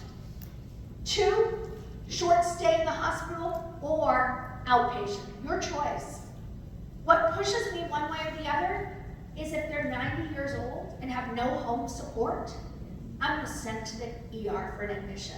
Versus if maybe they're 66 and they're otherwise well and they've got a wife and a son at home and they're drinking and eating, that's a different animal. 3 and up goes to the hospital. No questions asked. Don't attempt to manage these people at home because you've got guidelines that say they belong in the hospital. So let's take a look at Earl. His age is 66, so he gets a point for 65 and up. His respiratory rate is 32, it was higher than 30, and his BUN was over 19. He's a 3. He goes off to the hospital. My favorite thing is in this latest guideline, they reaffirmed that the 2007 criteria for defining severity continues to stand. Look at the bottom. They are considered to have a majorly severe pneumonia if they're in septic shock or requiring mechanical ventilation. I think that's pretty self-explanatory, right? Another way to describe a minor, so the minor criterion are that they have to have 1 major or 3 minor. Respiratory rate 30 or greater, multi-lobar, they're disoriented or confused, low white count, because remember, when you've burned up all your white count and there's nothing left, often the white count will begin to fall because they're so ill. I don't love this. I like the curve better. I think it's easier to use, but this is another way to define severity. All right, so Earl goes to the hospital. His temp continues to stay at 102. His respiratory rate is still around 34-ish, but he's becoming more confused. So let's say he came in to see me today. Now his curve is a 4, right? He would be a 4. That's an ICU admission. Well, he's moved to the ICU and here are his labs, everyone. His white count is down at 10-1. Never ordered a white count without a differential. Without the diff, you have no idea what that white count means. He's down to 12-1. Is that good? Maybe. Maybe not. His newts are falling. Good? Maybe. Maybe not. Look what's up. His bands. That means his body has moved to a more immature form of a neutrophil to attack an infection. That is never good. And what we're seeing in his CBC are metas and metamyelocytes. These are bone marrow white cells. They belong in the bone marrow. They should never be present in a CBC. When they are, it means that the body is recruiting up anything it can find to attack this infection. Folks, this is called a degenerative left shift. The white count falls, the newts fall, the bands go up, and the body turns to more immature versions of white cells to attack the infection. It is an incredibly desperate attempt to control an infection. It's often a very bad prognosticator. So just comparing where he was to where he is today, unfortunately, he died within 48 hours of his presentation with that pneumonia. He grew out drug-resistant pathogens. Despite ventilator assistance, he did not survive. Now, in the hospital, for those of you who do inpatient care, I'm going to blow this up for you so you can see it. The recommendations for a non-severe inpatient pneumonia is a beta-lactam, so an antibiotic like a penicillin or similar, with a macrolide or a respiratory fluoroquinolone. For people who are severe, it's a beta-lactam and macrolide, or a beta-lactam and a fluoroquinolone. There are some newer antimicrobials that are out. The goal is to try to use one agent if at all possible, but these are the pneumonia guidelines inpatient. So let me talk about what if Earl had been able to be managed outpatient. What would we have done? Well, first of all patients with a suspected pneumonia should have a chest x-ray, per the guidelines. So what I do in my clinic is I say to the patient, I suspect you have pneumonia based on your history, your physical. I'm going to walk you into the lab, and I always order a CBC and a CMP. Gives me the BUN, gives me their glucose, gives me their electrolytes. I hand them the order, and I say, the x-ray facility is about 3 miles down the street. I want you to go get your chest x-ray done, and then I want you to head to the pharmacy. Your antibiotic will be waiting for you. I don't withhold antibiotics waiting for their chest x-ray. If I suspect it's a pneumonia, I'm going to treat them, even if their chest x-ray is negative. Because remember, chest x-rays can lag 10 days behind where a patient is clinically. So don't hang your hat on a chest x-ray. If they're dehydrated or they're immunosuppressed, they're not going to mount the same immune response. It always amazes me when I give people a vaccine and they say to me, my arm didn't hurt and I felt great. Everyone in America is in a fetal position from the vaccine, right? You've seen this with COVID. Some people, I was so sick with COVID vaccine. And then other people are like, didn't bother me at all. It does make you wonder what kind of immune response they're mounting, right? So don't hang your hat on your chest x-ray. If it's negative, they can be 10 days behind where they are clinically. But they want you to order a chest x-ray. And I just want to say this from a malpractice perspective. It's a very different malpractice case if you order a chest x-ray and the patient chooses not to go, versus if you don't order one and they go back, right? So order it up. If they choose not to go, it's their own being. 2019 guideline says do not get a sputum for gram stain. That this is generally only done in severe disease, or someone in whom you are worried about MRSA or Pseudomonas, and in general, those are people that are in the ER. CBC and BUN should be obtained with other labs dictated by comorbidities. So we talked about that delay in the chest x-ray. Additional diagnostics that came up in the latest guidelines, blood cultures are not recommended outpatient. They are inpatient. Procalcitonin, other serum lactate, not recommended. And getting urinary antigens for Legionella and Mycoplasma are not recommended either. Treat them clinically. The only thing they do say is if it's flu season and screen them for flu. Just to make sure that you know that they've also got flu on board, so you can direct them with an antiviral if it's appropriate. So what are we going to treat people with? You have 3 options for people who are without significant medical comorbidities.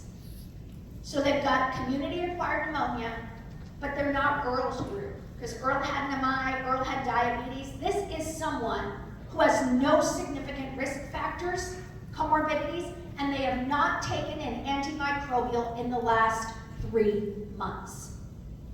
Amoxicillin 3 times a day. What does that cover?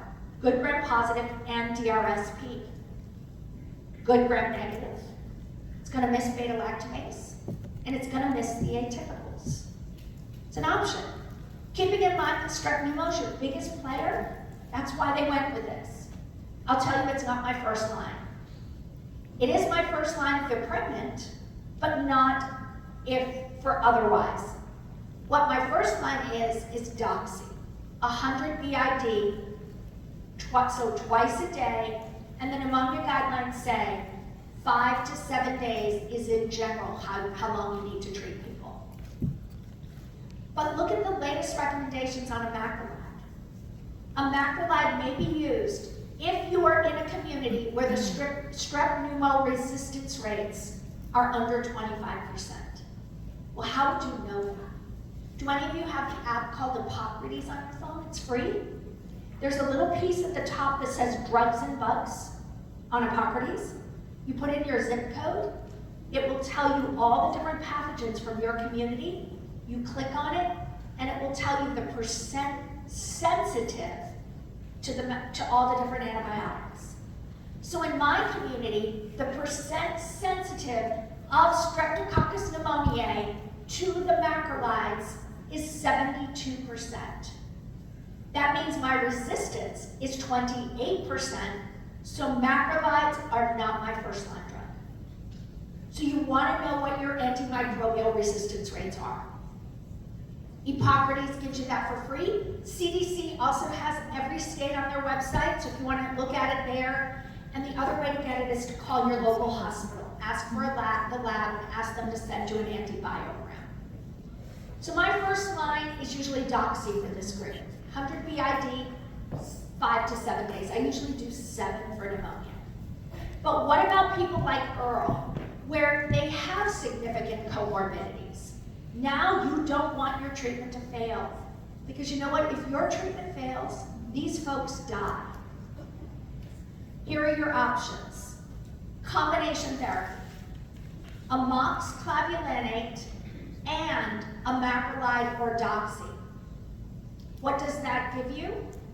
And you can see here, there are all different doses of the combination. In this group, I usually go with Amoxiclav 2000 BID with Doxy 100 BID. The Doxy brings the macrolides to the table. The Amoxiclav brings everything else with the high dose of Amox giving you DRSP coverage. By the way, that's $8 at my local pharmacy. So for your patients who have a difficult time affording meds, that's a pretty inexpensive regimen. You can also use a macrolide there if you want to sub out in place of Doxy. Or you can go with a respiratory fluoroquinolone. This is where I will often go with 750 once a day for 5 days. 750 once a day, Levo, 5 days. So the guidelines go as far as saying this. If someone has taken an antimicrobial in the last 3 months, use an agent that they didn't take in the last 3 months. So let's say they were on amoxicillin or amoxiclav a month ago for an ABRS. If they come in with a pneumonia, go with levofloxacin, and vice versa. Swap it out. The minimum length of time to treat a pneumonia is 5 days. They must be afebrile and clinically improving for 48 to 72 hours before you stop the antibiotic, but 5 days is the minimum. It is no longer recommended to give steroids with a pneumonia. No steroids. They've actually been shown to worsen the course with pneumonia, and they're used inpatient in folks with septic shock, and also there is no longer a recommendation for repeat chest fillings. They say they have not been shown to improve outcomes. So some of you may remember what we used to do was treat the pneumonia, and 12 weeks later, we set a reminder to recheck that chest fill to document resolution. No longer recommended. So don't waste your time. If they are eligible for low-dose screening for lung cancer, you need to be doing that. That guideline has changed. If you've not heard the latest low-dose CT cancer guideline, let me give it to you.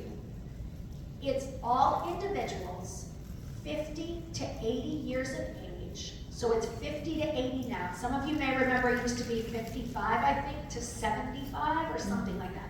So it's easy to remember, 50 to 80. It's done annually. It's a low-dose CT. They must be in otherwise good health. What that means is they could survive a surgery if lung cancer was found. And then they need to meet the following. So 50 to 80, annual, otherwise good health, low-dose CT. They must meet the following: either currently smoking or quit in the last 15 years, and they must have a minimum of 20 pack years of smoking. So 20 pack years, currently smoking, or quit in the last 15 years. We stop at year 15 post-quit because the risk of lung cancer is equal to that of someone who has never smoked. And some of you may remember it used to be 30 pack years of smoking. It's now down to 20 pack years. Okay? All right, let's go to bronchitis. We've got about 14 minutes left in this freezing cooler that we are in before we move on to the next lecture. Is anyone else cold? I am hypothermic up here. It is darn cold. All right, so if I wrap up in my blanket. Yes, okay. So let's talk about bronchitis. It's good. I have a coat, really. I was just joking. I was just trying to sell those jackets for you. That's usually why you do this, isn't it? Don't you usually make it cold in here so people will buy those jackets? Why do you think I brought attention to that? All right, so let's talk about bronchitis. This is easy. Don't give an antibiotic. It's as simple as that. I hate bronchitis. Because here's what they say. I knew I had bronchitis. Every time I get a cold, it goes straight to my chest. Right. And I cough. Yes. Yeah? Yes. That's what a cold is. I need an antibiotic. No, you don't. What you have is airway inflammation. You don't have an infection. It's not bacterial. You need a reduction in your inflammation. The American College of Chest Physicians have the best guideline on how to manage this. Here's what they say. Use a first-generation antihistamine, diphenhydramine. It has anticholinergic side effects. It dries up the mucus. That's one option, and do it at bedtime because in 2/3 of people, they become sedate. Helps them to sleep. They also say, give them 30 to 40 milligrams of prednisone for 3 days. 30 to 40 milligrams of prednisone for 3 days acutely reduces the airway inflammation. And give them ipratropium bromide. Atrovent inhaler, 2 puffs every 4 to 6 hours. It bronchodilates, reduces inflammation, dries up mucus. That's my cocktail. Diphenhydramine at bedtime, Atrovent inhaler, 2 puffs every 4 to 6 hours, and 30 to 40 milligrams of prednisone. Those Tessalon pearls do nothing more than get them out of your office and stop their arguing with you because they think you're helping them. They're the most useless drug in America. Although I do have one patient who says, you know those pearls you give me, those are amazing. Can I have them? I'm like, yes. She loves Tessalon At least they're not asking for Tussie. 200. The American College of Chest Physicians says please avoid opioid-containing cough suppressants because they are often gateways to other medicine and agents. All right, so that's acute bronchitis in a nutshell. One other thing about the guidelines, CDC says do not even entertain writing an antibiotic for acute bronchitis until they've been coughing for 4 to 6 weeks. 4 to 6 weeks. Then, if they've been coughing that long, it's likely mycoplasma or chlamydia pneumoniae. Use doxy or use a macrolide. 4 to 6 weeks. So now let's turn to COPD. COPD is a global term under which there are 3 subtypes. The majority of the patients that have COPD have what's called chronic bronchitis. Chronic bronchitis is a cough productive of sputum first thing in the morning for 3 months of the last 2 years. They are not going to tell you about this. This is their smoker's cough. Oh, it's just my allergies. No, it isn't. You're bringing up sputum every morning and you've got a 60-pack year history of smoking. When you hear this story, cough productive of sputum 3 months of the year for at least 2 years, you then want to do spirometry. If the FEV1 to FVC ratio is less than 0.70 post-bronchodilator, you have your diagnosis of COPD. So what I'll do is I get this history. They've been exposed to some exposure. Usually in this country it's tobacco, although chemicals, painters, hairdressers, chemical plants can also have higher rates, but it's usually tobacco. So I get the history, I suspect they've got COPD, I then perform spirometry, I bronchodilate them, wait 15 minutes after their nap, redo spirometry, and if the FEV1 to FVC ratio is less than 0.70, they've got COPD. So we want to help these individuals to quit smoking.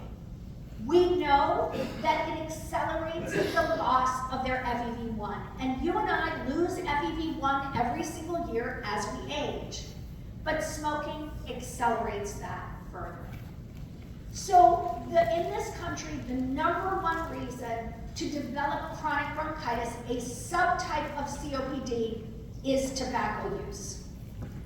We also know that there is a hereditary form of COPD called alpha-1 antitrypsin deficiency. It's said to be less than 1 to 2% of all patients with COPD worldwide. It's a blood test that you can do to look for this. I will do this in a patient who presents with COPD under the age of 45, or in someone who has less risk factors but has developed it and it's more aggressive. We have one woman in our clinic now who at 41 years of age had a lung cancer removed. She had never smoked a day in her life. She's alpha-1 antitrypsin positive. By the way, this also can impact the liver and can result in end-stage liver disease as well. It's not just a lung condition, it can affect the liver as well. So what I want you to take away from this exacerbation part of the lecture is that these are important events in the life of someone with COPD. If you do not treat these aggressively, with every exacerbation they lose FEV1, and they never get it back. These are thought to contribute to the severity of their COPD. And the average patient with COPD has at least one of these a year. So what are the cardinal symptoms of a COPD exacerbation? Increasing dyspnea, increasing sputum production, and increasing purulence to the sputum. Increasing dyspnea, increasing sputum production, increasing purulence to the sputum. The GOLD guidelines were updated in 2023. They say the following: for patients with a COPD exacerbation, they need to have a short-acting beta-2 or a short-acting muscarinic available. Those would be drugs like albuterol, ipratropium, or some of you may be using Combivet, which is a combination of both. Some of you may also remember that years ago with an exacerbation, everyone got an antibiotic and some people got prednisone. It's now just the opposite. Everyone gets a systemic corticosteroid for 5 days, and only some people are now getting antibiotics. If you do give them antibiotics, it should be for 5 days or less, and if they are severe, they are going to need to be hospitalized. So it used to be that we gave prednisone for 10 days, it's now 5. 5 has been shown at 40 milligrams a day to be as effective as 10 days with exacerbations. The Stanford guide says prednisone 40 milligrams for 5 days is recommended for all COPD exacerbations of more than mild severity. This is a clinical judgment on your part.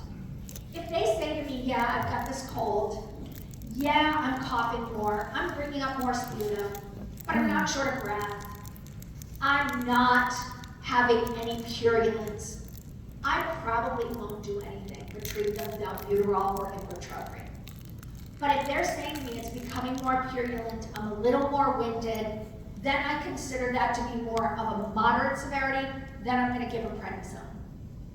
The individuals, say the GOLD guidelines, that have all 3 of those cardinal symptoms need an antibiotic. Sanford Guide says something different. Sanford Guide says for mild to moderate exacerbations, antimicrobials are not usually needed. But if you are going to prescribe them, here are your 3 options: Amox, trimethoprim, or Doxy. If I were to use any, which I don't usually with a mild exacerbation, maybe more for moderate, Doxy is where I go. Good gram positive, good gram negative, beta-lactamase. It also covers atypicals, but remember, atypicals are not a player here. H-flu is your biggest player.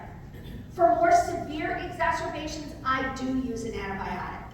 I usually go with Amoxicillin, 875 BID, 5 to 7 days. But again, even for more severe exacerbations, the role of antibiotics are really debated.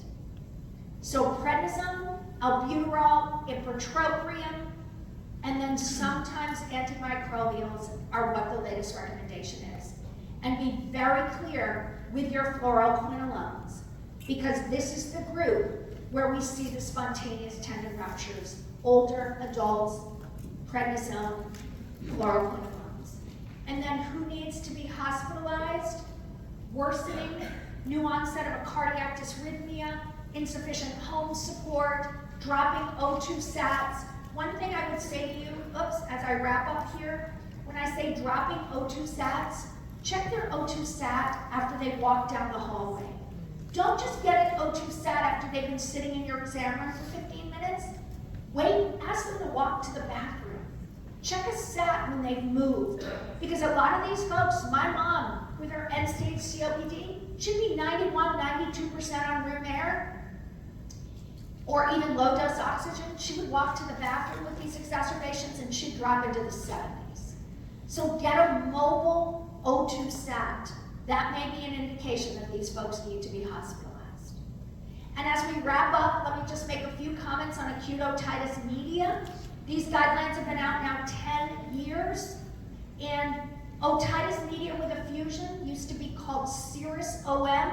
Do not give antibiotics any longer. It is a fancy name for you got fluid in your middle ear. If you wait 2 weeks, it's going to go away on its own. And so, AAP said you're going to make the diagnosis of an acute otitis media in the following children. They have a moderate to severe bulging of their TM with pain. They've got new discharge, not the result of an otitis externa, and pain. They've got mild bulging and pain. They've got intense redness with pain. So you look at a kid's ear and it's red, and that child doesn't even know it's bothering them. It is not an acute otitis media. There must be pain in order to give them the diagnosis. Then, who can you use watchful waiting in? Well, the guidelines give you a list of who you can use watchful waiting in. I'm going to turn it around and give you a list of who needs an antibiotic. Any child under 6 months with an acute otitis media. Why? Because they are not fully vaccinated against strep pneumoniae.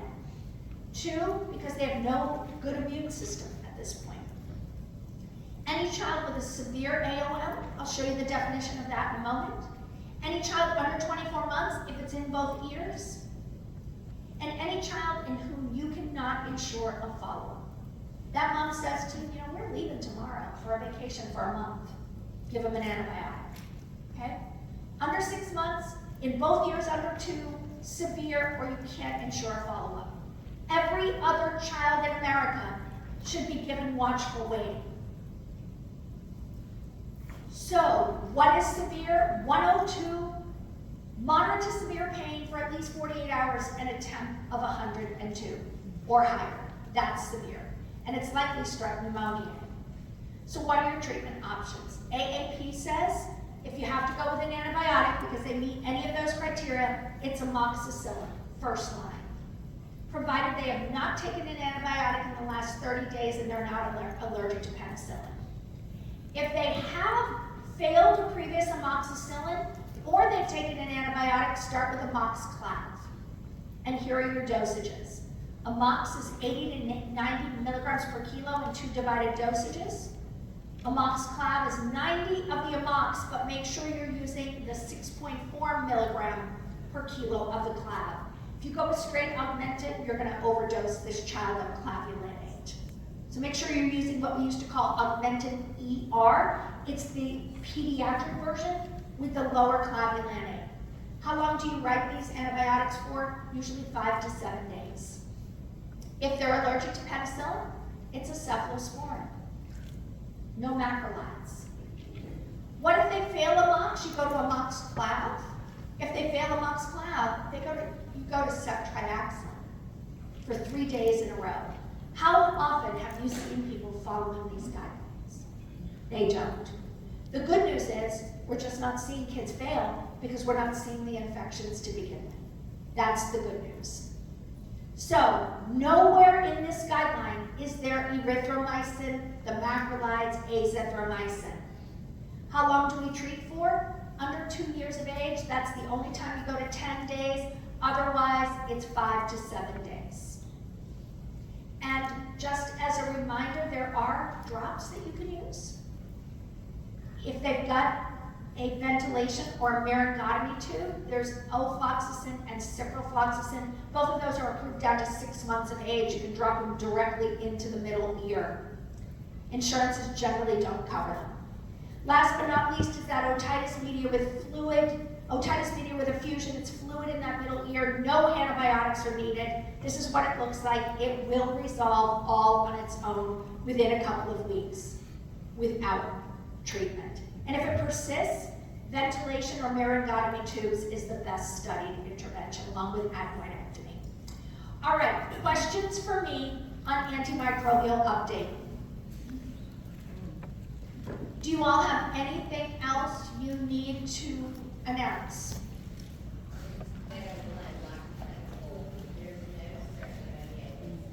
Interesting. Not sure, because it's on mine. So let me take a look after and see if I can help you, okay? Comment was she couldn't find strep pneumoniae on Apocalypse. Yeah, I'm not sure, because it is in mine. So I'll take a peek in a minute. Any other questions? Okay, let's wrap this up now with drug-to-drug interactions. I promise to get you out of here no later than 12:15, but probably even before then, so let's keep going. So let's talk about safe drug interactions and safe prescribing to avoid malpractice. Disclosures remain unchanged. here's what we're going to cover in this lecture. We're going to talk about drug-to-drug interactions. We're going to talk about how you can avoid or how you can ensure that you're prescribing safely to avoid malpractice. And then I'm going to share with you some of the cases that I have worked on. So I began defending malpractice cases in 1997 when Peg Fitzgerald referred a case to me on a young boy who had a heart murmur and was cleared for sports. She couldn't take the case, so I said I would take it. And since that time, I've helped to defend about 150 cases. As I've said to my husband, I actually could probably retire and only work on these cases these days. Because on average, I'm getting a request of 1 to 2 cases a week now to help to defend. I work predominantly on the defense side, although I have taken on a few plaintiffs' cases, mainly so that when I get on the stand and they ask me, are you willing to ever work on a plaintiff case, I can say yes. And here are the cases that I've done. I will tell you that about 30% of all cases now are involving medication errors. Drug-to-drug interactions, medication errors, giving the wrong drug to the right patient, etc. So this has become a really hot topic. To date, in the United States, AANP tells us that there's about 355,000 NPs in the nation. They also tell us that NPs last year wrote about 1.05 billion prescriptions. I just saw something come across on my social media from a company called NPPA Engage, where they announced that over 2 billion scripts were written last year by NPs and PAs. Over 2 billion as in a B. They also announced that we are providing over 51% of all primary care in the nation. But the reason that I really wanted you to see this little image that has been put out by AANP is this number right here. Can you see the 56.9%? That is 56.9% of NPs are now seeing 3 or more patients in an hour. Yes, that's true. These systems are doing to us what they have done to our physician colleagues, which is they believe that the only way to survive is to burn us all out and make us see 30 patients a day. What they don't realize that if they allow you to have the time with these patients, that your visits don't have to be level 3 visits because you're seeing 35 patients a day, that if you actually saw 15 level 4s, you actually could make as much, if not more money, because you're doing all of the quality metric things that you're supposed to be doing. I tell you this statistic scares me the most, one, because of the burnout that comes from physicians and what we've seen, but it scares me the most because these people are not, people have this perception that NP managed patients are walking, talking, and have no health issues. I don't know about your patients, but my patients walk in dragging a leg and expect me to fix it. And they often come to us after they've seen 92 different other specialists and they're tired of the medical model, right? So they're sick and they have a lot of comorbidities. So you're having to make decisions on meds and things really quickly. The average length of a primary care visit in America is 16 minutes. The patient brings up 6 topics. You believe this? Yes. And that's 16 minutes if they arrive on time, have no insurance issues, and your MA is running them down the hall to get them in the room, right? By the time you get in there, you're left with 10 minutes. And that's to do everything you're supposed to do and document. Right? Yes. That's the topics that they bring up. Then you've got your own things you're supposed to be doing. Exactly. Like A1Cs and vaccines. It's a tough time in primary care. Over 300,000 primary care providers have walked from medicine in the last 3.5 years. I would be surprised. And if you do the math, and every primary care provider has a panel of just 1,000, that's over 3 million people in this country that are in search of a primary care provider. And when they don't have a primary care provider, they go to the ER, they go to specialty, they go to higher cost. They go to no urgent one's care is pulling where they anything go. together. And it's a recipe for disaster. Mhm. So let's talk about some common prescribing errors. One of them is a drug-to-drug interaction. And that is when you give a drug that interacts in some capacity with something that they already have on board. And when that is the case, it can delay the absorption of one of the drugs, it can enhance the absorption of one of the drugs, or even both, and lead to unintended consequences. The average patient for hypertension takes 3 agents. The average patient for diabetes is on 5 agents. It becomes very easy, and those are just prescription. I'm going to show you that over 70% of our patients are on supplements, and you have absolutely no idea. No what's in idea. them. Because the majority of them don't feel compelled to tell you about them.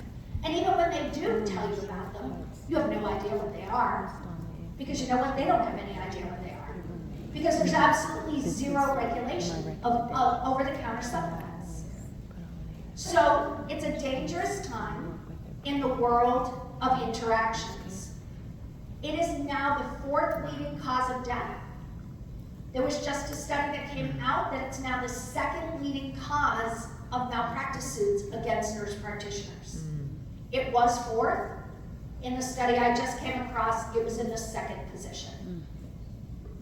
The problem is the symptoms of an interaction are the symptoms of other diseases. Raise your hand if you are not fatigued. So when someone comes in and tells you they're tired, we're all tired. How do you know that that's an interaction? And then when you think it's an interaction, we're on 12 different meds. Where is the interaction happening, right? So there are 3 main mechanisms in which an interaction occurs: in the liver, in the kidney, or when you give 2 drugs that are highly protein bound. And one binds and the other doesn't. But of all of these, it is the liver where 50 to 60% of serious or fatal interactions occur. So let's start by discussing the CYP450 system. There's more than 125 isoenzymes in the liver. And it is the job of these isoenzymes to take drugs that you and I ingest, deliver them to their site of action, and then get them ultimately excreted from the body. These are enzymes that are what we call heme-containing enzymes. They're embedded in the lipid bilayer of the endoplasmic reticulum located in the hepatocytes. So they are found in the liver cells, and it's their job to transport drugs. So I told you that there's 125 of these isoenzymes. These are your 5 most important: the 1A2, the 2D6, the 3A4, the 2C9, and the 2C19. Of all of these, the one that is most important is the 3A4. And you can see here that the 3A4 is the isoenzyme that metabolizes about 60% of all prescription drugs on the US market. This is the enzyme where we see most fatal interactions occurring. The 2D6 is not so far behind because drugs like paroxetine use the 2D6. Drugs like bupropion and fluoxetine use the 2D6, but so does warfarin. And by the way, the 2D6 is also an isoenzyme that is often affected by pharmacogenomics, by our genetics. So how we metabolize a drug and our isoenzymes are determined by our parents and what genetics they give us. So folks, when I use the term substrate and I say to you alprazolam is a 3A4 substrate, I'm telling you that it uses the 3A4 isoenzyme for its metabolism.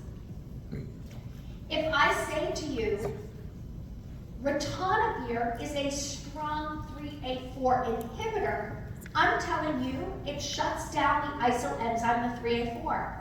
Any drug that's a substrate can't be broken down. Substrate levels will rise. And if I say to you St. John's wort is a 3A4 inducer, it speeds up the activity of that isoenzyme, so any substrate level will plummet. But we also rank these inhibitors in terms of mild, moderate, or severe. Weak inhibitors don't get people into trouble. Don't spend any time really on these weak inhibitors. It's the moderate and the severe that get people into trouble.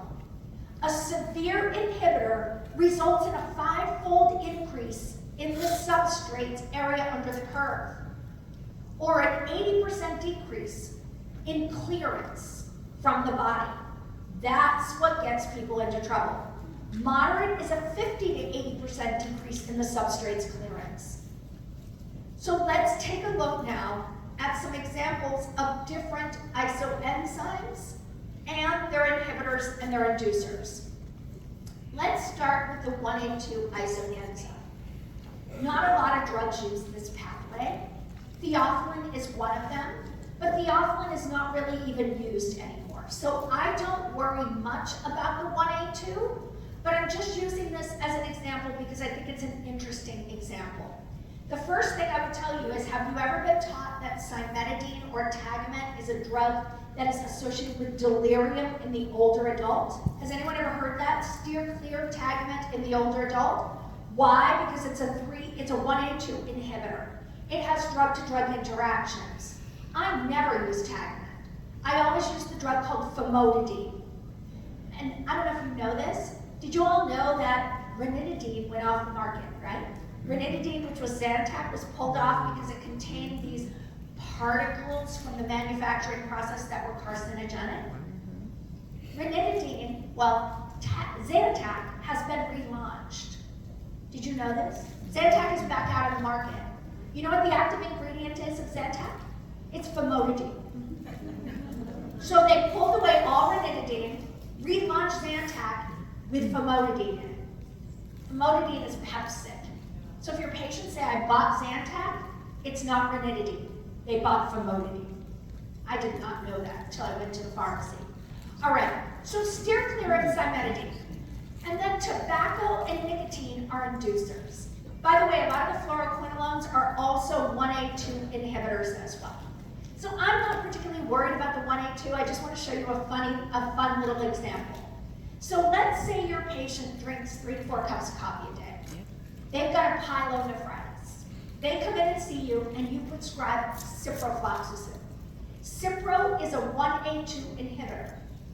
Have you ever had someone on a fluoroquinolone call you and say, I'm having insomnia. I cannot sleep. It's not the drug. It's the fact that it inhibits the 1A2 and caffeine is a substrate. Tell them to stop drinking caffeine and they will sleep just fine. It's not the drug or a side effect. So this is how an interaction happens. Because cipro's an inhibitor, caffeine is a substrate, they don't clear their caffeine and they're up all night and they blame it on the drug. But here is an example of a drug substance interaction. So your patient has COPD. This is the only place that I really continue to see some theophylline used is in patients with COPD who can't afford these expensive inhalers. So they're on theophylline and they continue to smoke. And they come in and see you and they've got an acute exacerbation of chronic bronchitis. They can't breathe.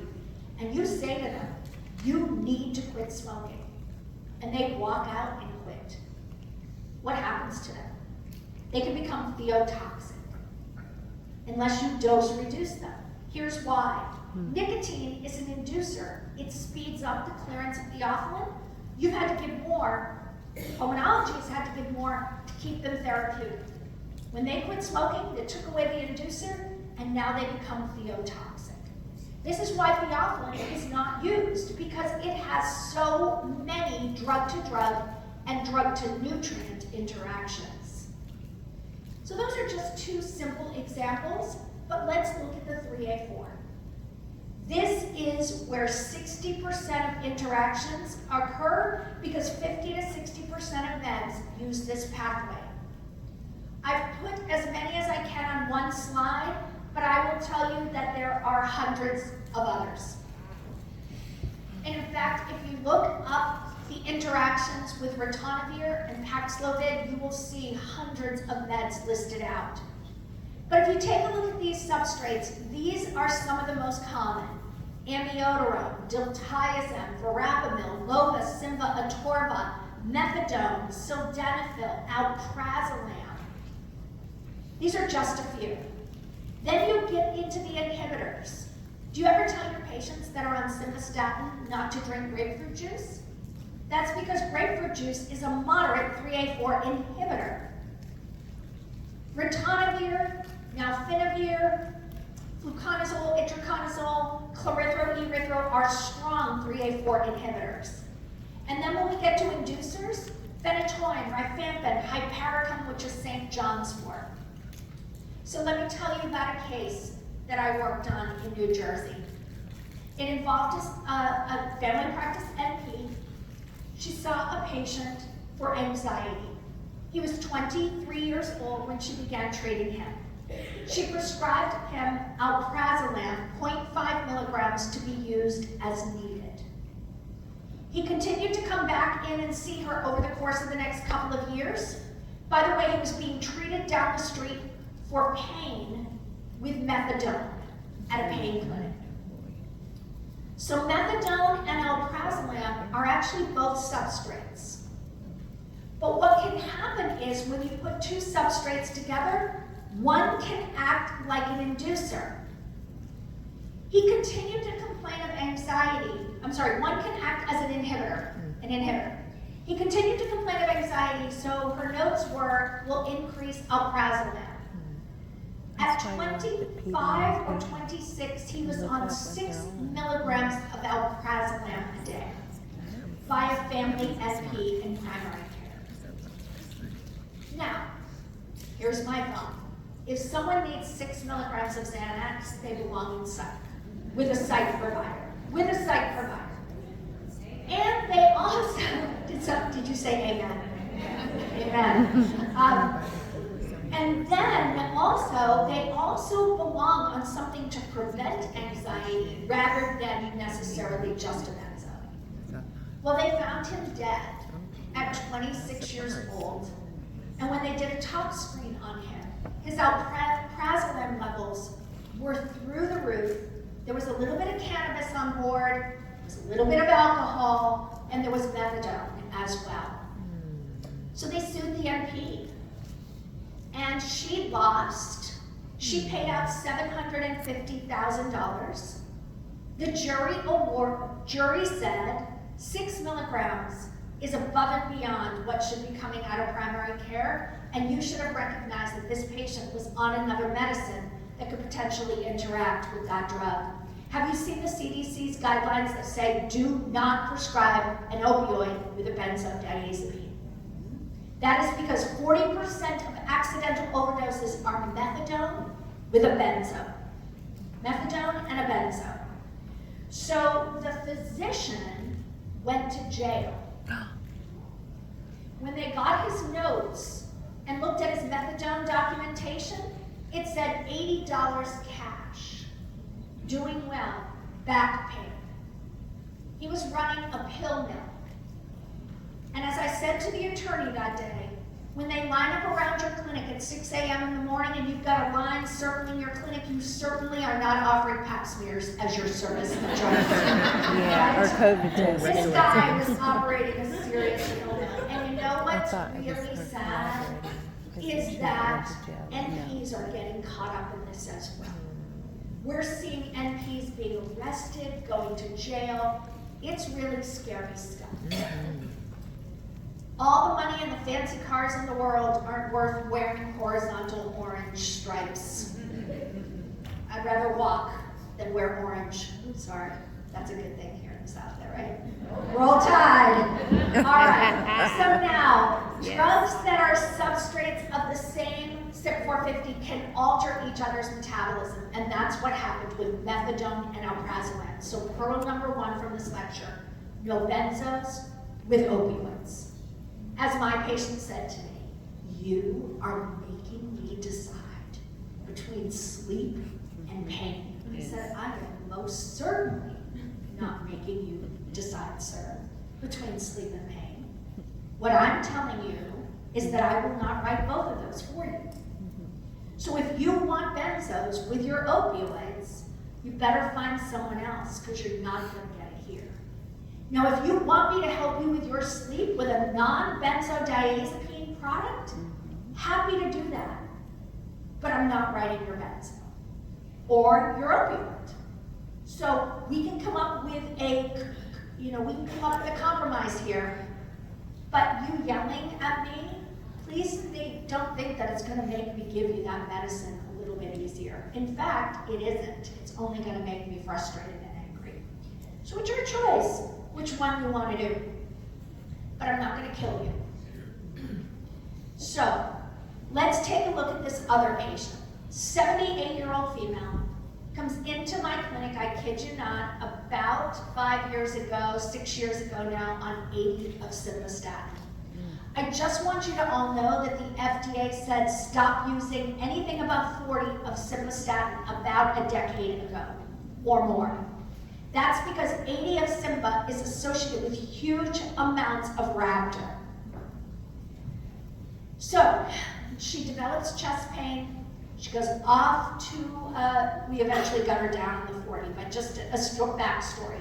She develops chest pain, she goes into the hospital, she has a cabbage done, she develops a dysrhythmia, and she started on amiodarone. She comes out, 4 weeks later, I recheck her labs, and her creatinine is 3, and her LFTs are 2 times upper limits of normal. Gave a call to cardiology, who said, you know what, this is a gastro issue. Sure why it's a gastro issue. Gastro said, oh, I think she's having an allergic reaction to simvastatin. I said, we have to decide. One of these meds have to go because I think it's an interaction because amiodarone can be an inhibitor and Simva a substrate. Recheck her a week later, creatinine's up to 3.2. So what was going on? Amiodarone. Point number 2 of this lecture. When you see any cardiac dysrhythmia drug on the chart, the bells in your head need to go off. These drugs interact with everything. Amiodarone, flecainide, Multac. Lots of people are on these drugs, and there's a lot of interactions. Also, we've talked about those interactions, the statins, that's a big one, the antifungals, the antivirals like the protease inhibitors. So ideally what we want is so I stopped her drug and she ended up doing fine, but what was she on her way to develop, by the way? Elevated creatinine, elevated liver enzymes, a statin, and an amiodarone. Rhabdo. And by the way, that's what's been seen by the FDA with Paxlovid. Paxlovid ritonavir, given on top of atorva, Simva, or Lova, increases the statin levels by up to 85 times area under the curve, and these people are going into acute renal failure from a rhabdo. So what we like are drugs that can use multiple pathways, not just one, but use multiple pathways to be broken down. By the way, the drug called Pravachol, doesn't use any of the CYP450 system. So if you've got someone who needs a statin, and for instance, we're going to talk about this now, but they're on multiple drugs, maybe Prava is where you want to go. Let's take a look at this patient. She is 52 years old with a total cholesterol of 286 and an LDL of 199. Is this familial? You betcha. Guidelines say anything over 190 deserves a high intensity statin. This would be 40 to 80 of atorva, 20 to 40 of Rasuva out of the gate. This was back before there was the recommendation of a high intensity statin, so I gave her 20 of atorva. She does great on it. She's been on it for months. You know that Atorva, Simba, and Loba are 3A4 substrates. Prava doesn't use any of the SIPs for their metabolism, but Rasuva uses the 2C9. So that's another pearl, is when I go to start a statin, I look at what other meds they're on and I use the pathway of the least impact. Because now we've got two generic drugs, Atorva and Rasuva, that use two different pathways that are high intensity. So what we get worried about are these drug-to-drug interactions. And I've already covered a lot of them, but the one I have not covered is gemfibrozil and what are known as the fibrates. The FDA about 8 years ago took away the indications for the fibrates to be added onto any statin. Do you ever see people on a statin who are taking gemfibrozil? Because it's a preferred drug in the VA, has been for years, or do you see them taking a statin with fenofibrate? That's Tricor, or fenofibric acid, which is Trilipix. All three of those are linked with increased risk of rhabdo. If you need to add something onto a statin to bring down triglycerides, add omega-3. Add 4 grams of Loveza or 4 grams of Vascepa. They are your omega-3s. They are safe to be added with a statin. What's also changed with the guidelines is the FDA says you no longer need to monitor liver enzymes in anyone on a statin routinely. What I do is I'll check a lipid, I'll check a lipid, and I'll check a liver function. I don't check CK, but you can if you want to just have a baseline. And then 4 to 6 weeks later, I'll recheck lipid and recheck liver. If they're doing well, and I check it once a year with their well visit. There's no need to do it every 3 to 6 months as we used to do, unless there's a problem. So she calls up about 6 months later, having done really well on her statin, and says, my feet are cramping. You told me if I ever get cramping, if I ever feel really fatigued, have abdominal pain, I need to call you. So I'm calling you because I'm having these terrible cramps in my feet. So I said, stop the atorvastatin tonight, don't take it, push your fluids, come on in tomorrow. So clearly what I'm worried about is a rhabdo. So I check a CK on her. Her CK is 3305. Pretty dang high. Now rhabdos are usually 10,000 and greater. Statins are known for rhabdo, but have any of you ever seen a rhabdo occur in an older adult who falls and is laid on the floor for days before people find them? Or I've had patients develop a rhabdo as a result of CrossFit or running a marathon, overexertion, exercise, etc. So she's on her way to rhabdo. The good news is her urine is fine, because usually with a rhabdo, the urine is dark. It looks like Dr. Pepper. They've got a lot of protein in their urine, but her CK is on its way up. 10,000 is usually or so where we start to get into the rhabdo concerns. Certainly over 500, but it's often 10,000 or greater. What happened? What happened was she went to an urgent care. She was diagnosed with walking pneumonia and given the drug clarithromycin. Clarithromycin is a strong 3A4 inhibitor. Atorva is a substrate. Increase the area under the curve 5-fold, decrease the clearance by 80%. That's what happened. I said to this woman, did you tell the provider that you're on a statin? She said, I don't remember. I said, did they ask you? She said, I don't know, I just didn't feel good. Well, therein lies the problem. One of the favorite upgrades in my EHR that happened 2 years ago was this button in my EHR called Fill History. Do any of you have this? Now I do. We're on Veradigm, which used to be Allscripts. If any of you are on Allscripts, primary care, the platform, there's a button called Fill History. It's a bi-directional interface with the pharmacy.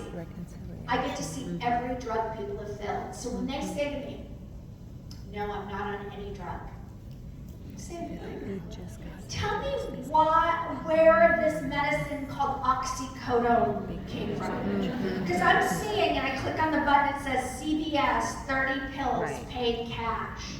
I don't even have to query the drug database to get this. But what's really great is anything that's not in my EHR system is in black and in bold. So I can say to people, because a lot of times they come in and they say, I have no idea what that diabetes drug, does this sound familiar to you? And I can get that field history. Because who's responsible? You and me, because we hold a license. I love this article. It was published a decade ago, but I love it because it was on Medscape, and it takes some of the common drugs that you and I use, some not so common, but it was an article on statins. So you can see Rasuva is 2C9, has a little bit of 2C19, but you can see that Simba and Loba and Atorva are the 3A4, and this is the impact of these different isoenzymes. Do any of you remember the discussion about omeprazole and clopidogrel? Do any of you remember the interaction between PPIs and clopidogrel, which is the drug Plavix? That's because both Plavix as well as omeprazole use that 2C19. And there was a concern about interactions. By the way, if you have a patient, even though some of the literature out there says it is a non-valid concern, you don't need to worry about it, others say if you need to put someone who's on Plavix on a PPI, put them on pantoprazole, Protonix. That is probably the one safest in the setting of Plavix. So I just like this because it gives you some of the good common drugs. Nefazodone. There was a psych drug we used for years called Surzone. People used to get prescriptions for Surzone because if they took it at the same time as alprazolam, it caused them to not clear their alprazolam, so it gave them a nice little benzodiazepine buzz. I call this recreational pharmacotherapy, combining drugs together to enhance the effect of others. So let's go to the kidneys and let's talk about the drug called lithium. So this is a 62-year-old patient with long-standing bipolar disorder. She's on lithium, pretty inexpensive drug, really good drug actually, it works quite well for the right person. The problem is it has a lot of interactions.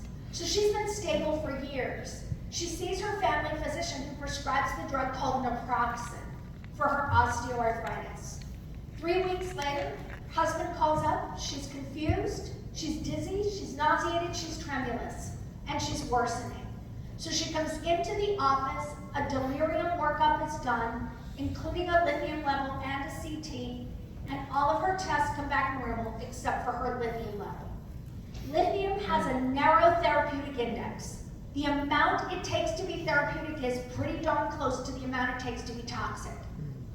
Lithium only is broken down only by the kidneys. So any drug you prescribe that has kidney implications can alter lithium levels. So what happened to this patient? It was the naproxen. Naproxen, as you know, is a drug that impacts the kidneys. That's why we're told patients with hypertension or kidney disease should not be taking NSAIDs. But when you have a patient on lithium and you add on an ACE or an ARB, that also has renal metabolism. You want to check their lithium level. As my friend Leah Foster Smith said, who works in North Carolina and Charlotte and runs a big nephrology center, oversees the NPs there, she said, we have 4 patients that are on dialysis, awaiting kidney transplants, who will likely never get them because a provider wrote lithium. They became lithium toxic and it destroyed their kidneys. That is the consequence of lithium toxicity, is it can destroy the nephrons of the kidney and ruin the glomeruli. So, calcium channel blockers do the same. The big one, everyone, are the thiazides. Never write hydrochlorothiazide to anyone who's on lithium. Now, should we be telling people if they're on lithium to avoid over-the-counter NSAIDs? Yes, that should be part of our conversation. But the reality is the over-the-counter, people don't usually take as high of a dose as the prescription NSAIDs for as long of a period of time. So we thought we would see a lot of toxicity. We really don't. It's more the prescription NSAIDs and the big one where we see lots of trouble are the thiazides. Hydrochlorothiazide, I think that one's pretty obvious. When we say thiazides, hydrochlorothiazide comes to mind. Don't forget chlorothalidone is also a thiazide diuretic. And they're thought to be the worst because these drugs act distally on the renal tubule, which is the same location where lithium is cleared, and it inhibits the reabsorption, or increases the reabsorption of lithium, so they hang on to it. Have you ever heard of the drug called amternine? It's a triple drug for hypertension, contains hydrochlorothiazide. Have you ever heard of the drug called tribenzor? Tribenzor is Benicar with amlodipine and hydrochlorothiazide. If you start that drug and they're on lithium, you need to monitor lithium levels. They will likely need to have their lithium decreased. An osmotic diuretic, have you heard of Diamox? We often use that when people are going into the altitude for altitude sickness. That's going to make them clear their lithium more readily. So this is why lithium is often not used. It has that narrow therapeutic index, it has a lot of drug-to-drug interactions, and if people become lithium toxic, it can lead to acute renal failure. One other thing about lithium is it interferes with the absorption of iodine from the diet. So people on lithium need to have their TSH monitored at least every 6 to 12 months. Lithium is also linked with increasing potassium, increasing glucose, and increasing calcium. So make sure you're getting a CMP on these patients at least once a year. And by the way, amiodarone and interferon also interfere with the absorption of iodine from the diet. So again, you want to monitor that TSH. Let's turn to warfarin now. And yes, go ahead. So in a case like this, who carries the legal load with response to prescribing from multiple providers? So they have a psych provider, they have a cardiology, they have a primary. So who kind of carries that watchfulness, the lab work, that kind of thing? Who's responsible for that? So in a medical legal world, the question becomes who carries the legal burden? The reality is they usually name everyone and anyone remotely connected with the case and let people fall out as it's deemed by experts that they didn't have any role. But here's the general rule. Whoever orders the test or orders the drug is the one that is responsible for monitoring those patients. So, if you're in psych and you know that you're putting someone on an antipsychotic, it's your job to monitor their glucose and their blood pressure and their lipids per the national guidelines that say that. We know it doesn't happen. My obligation as a primary care provider is to that patient. So if I find that they're not having lab work and they're on an antipsychotic, I will order it up, but at the end of the day, it is the person who ordered the test, like in the ER. If they order a test, it's not my job to make sure that that patient gets the result from the ER. It's the ER provider's job.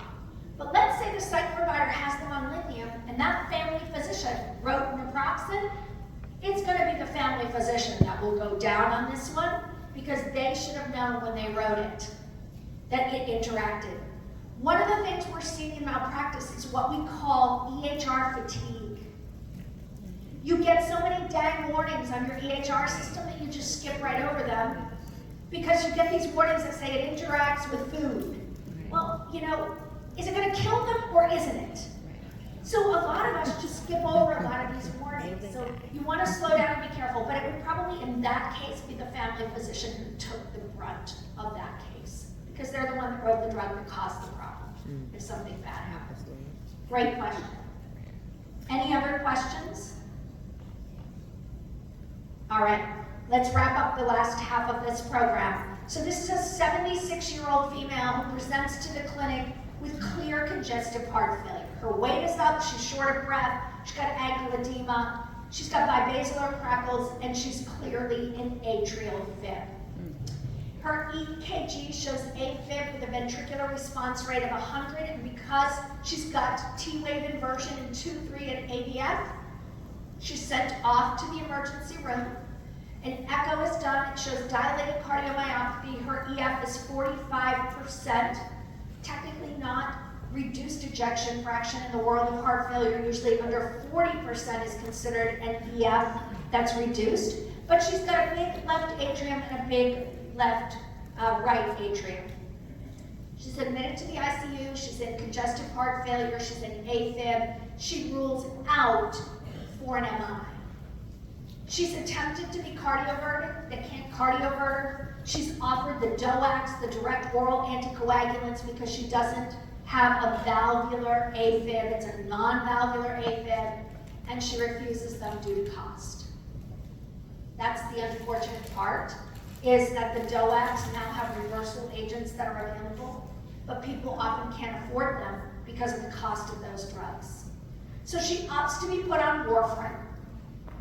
How many of you love managing warfarin? The bane of our existence, right? Even studies have shown when you do an INR on these folks and they come in at range, if they wore a monitor every day, like a continuous glucose monitor, but one that monitored their INR every day, they would be out of range up to 50% of the month. And so it's a really hard drug.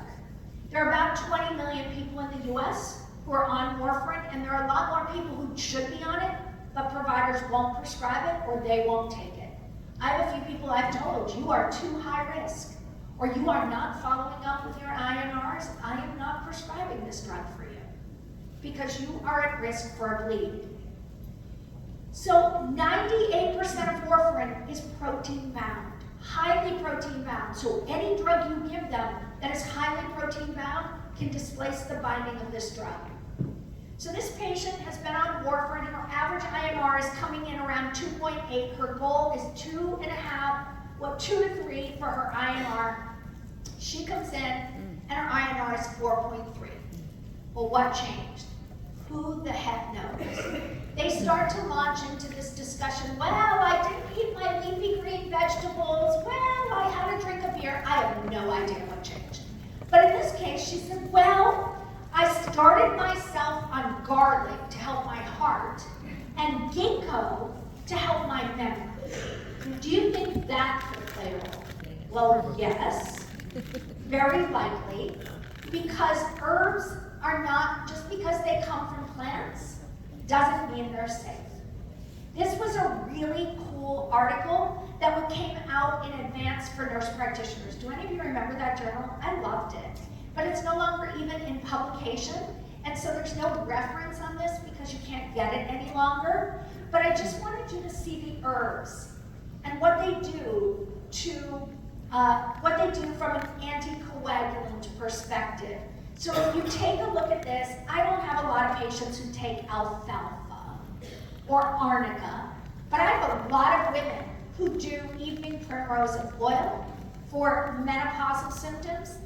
Feverfew is one of the drugs now recommended by the American Association of Neurology for migraine prophylaxis.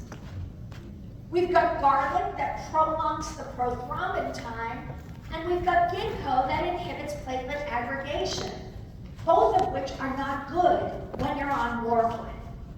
So I love this article because I think it really is helpful when you're looking at people who are on anticoagulants and what they should avoid.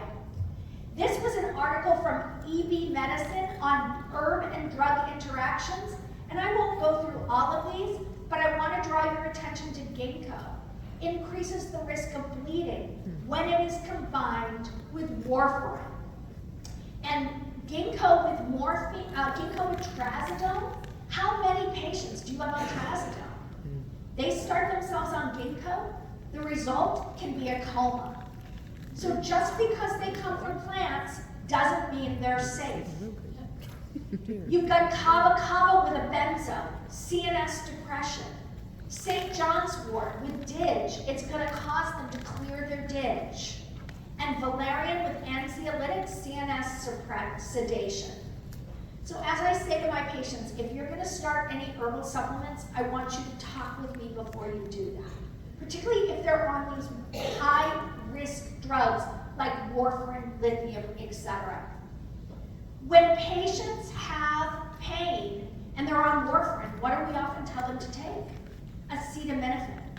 Well, acetaminophen at 3 milligrams a day, which is what we'll often schedule it, can increase the anticoagulant effect of warfarin.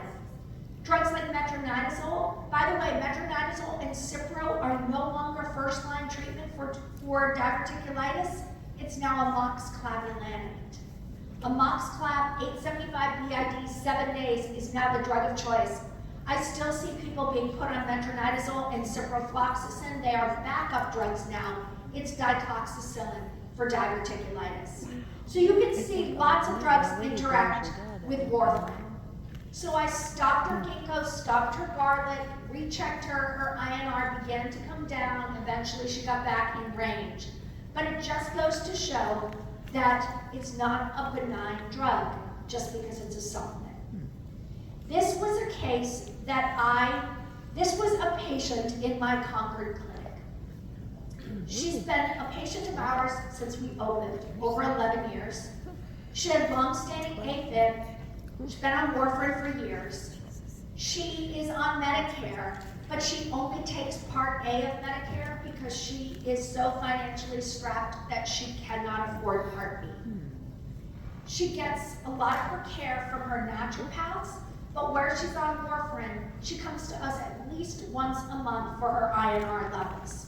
So she's diagnosed with COVID and never told us that she had COVID. We heard nothing from her. She went to her naturopath. She then presents to us 7 days after her COVID diagnosis with the most severe headache of her life. The NP orders us INR in-house and it's 12.2. Sends her off to the ER where they confirm a large cerebral bleed. She was admitted to the neuro ICU. Here's my question to you. What was the medicine she was given by her naturopath?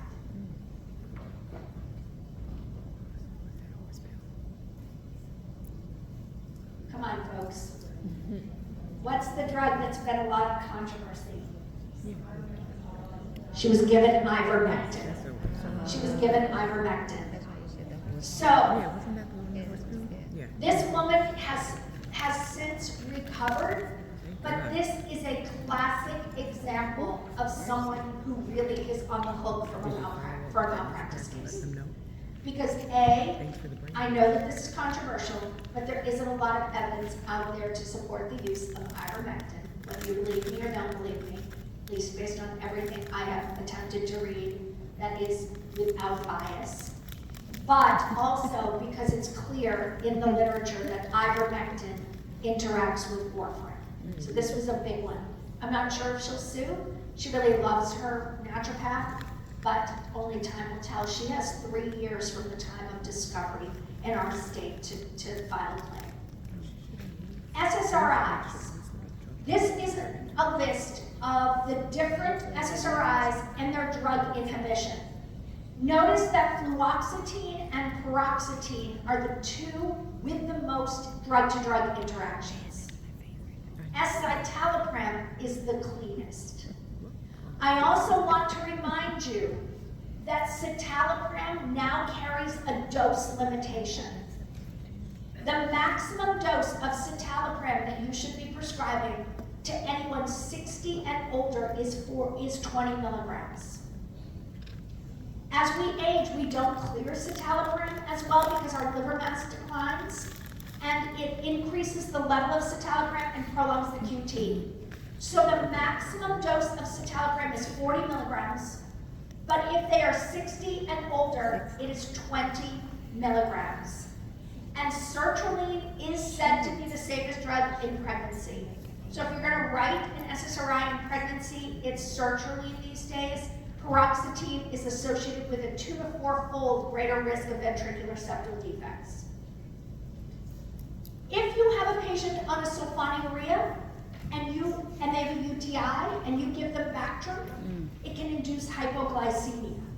You want to tell them, because they're both highly protein bound, they're both cleared through the kidney, and it can accentuate the effect of glyburide.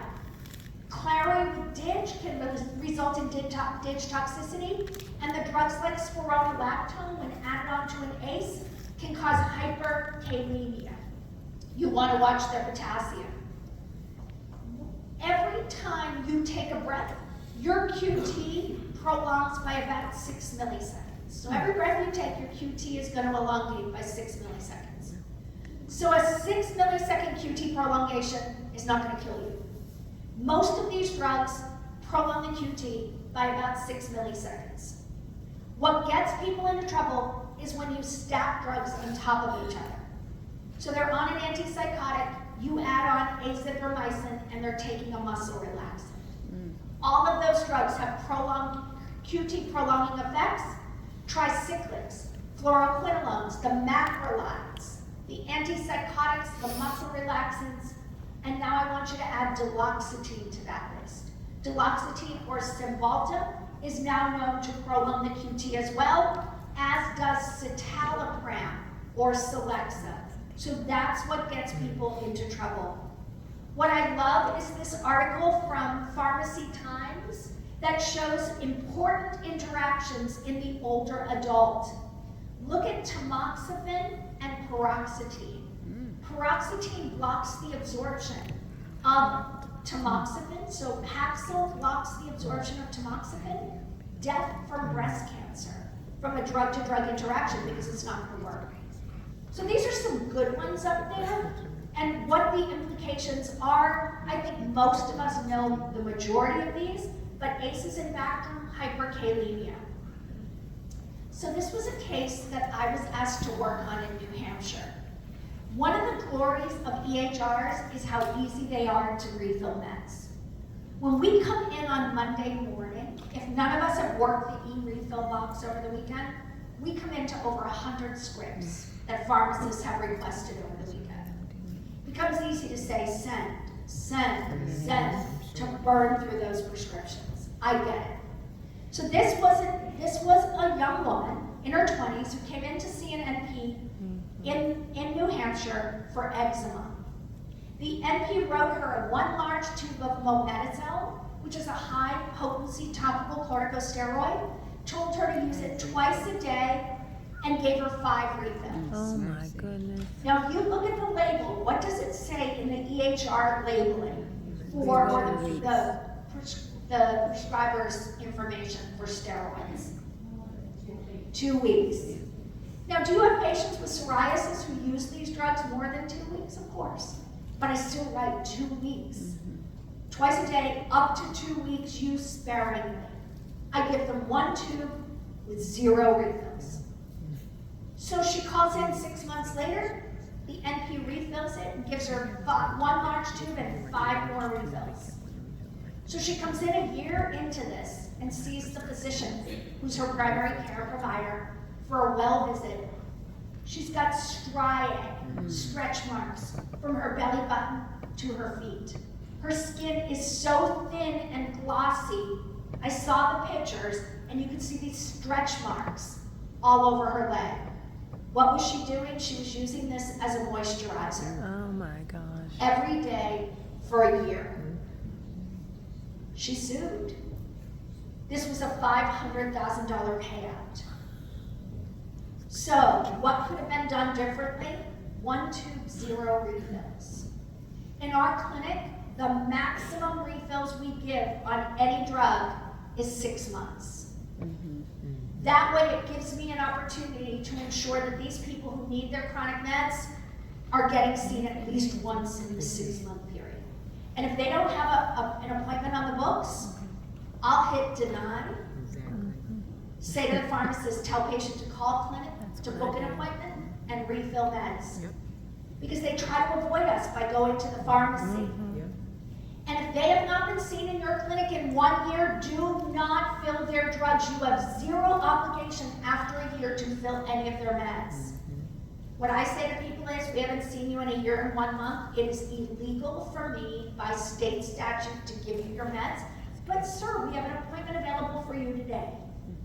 Happy to see you, get you in today, and we'll get your meds filled, but without an appointment, we can't do it, sorry. The thing for me is they've been given multiple opportunities. We've called them multiple times. It's not like it's the first time they're hearing from me. So here are my pearls for you as I wrap up this program on how can you avoid these med errors. I never, ever write a script for anyone in the exam room, ever. exam room, they keep talking. Now, I've learned very hard I've learned very well after 35 years of marriage how to tune out talking. I have selective hearing.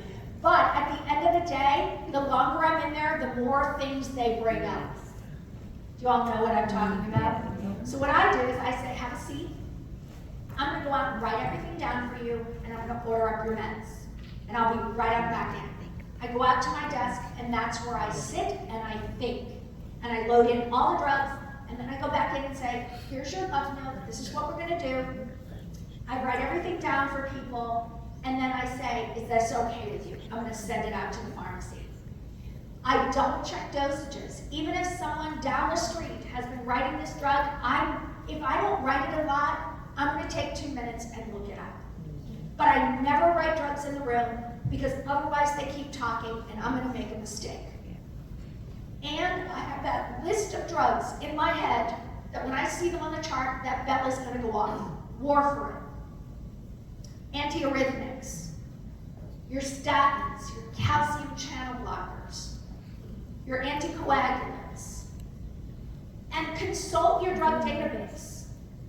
I use Hippocrates, but I have others. We have our own in our EHR, but I also have Lexicomp on my phone.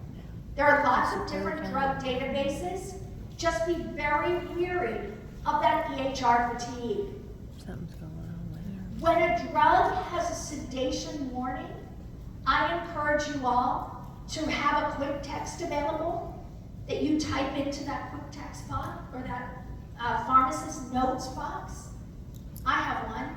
It's called SEDW. That means sedation warning. So I type those four little letters, hit enter, and it says, caution regarding sedation with this medication.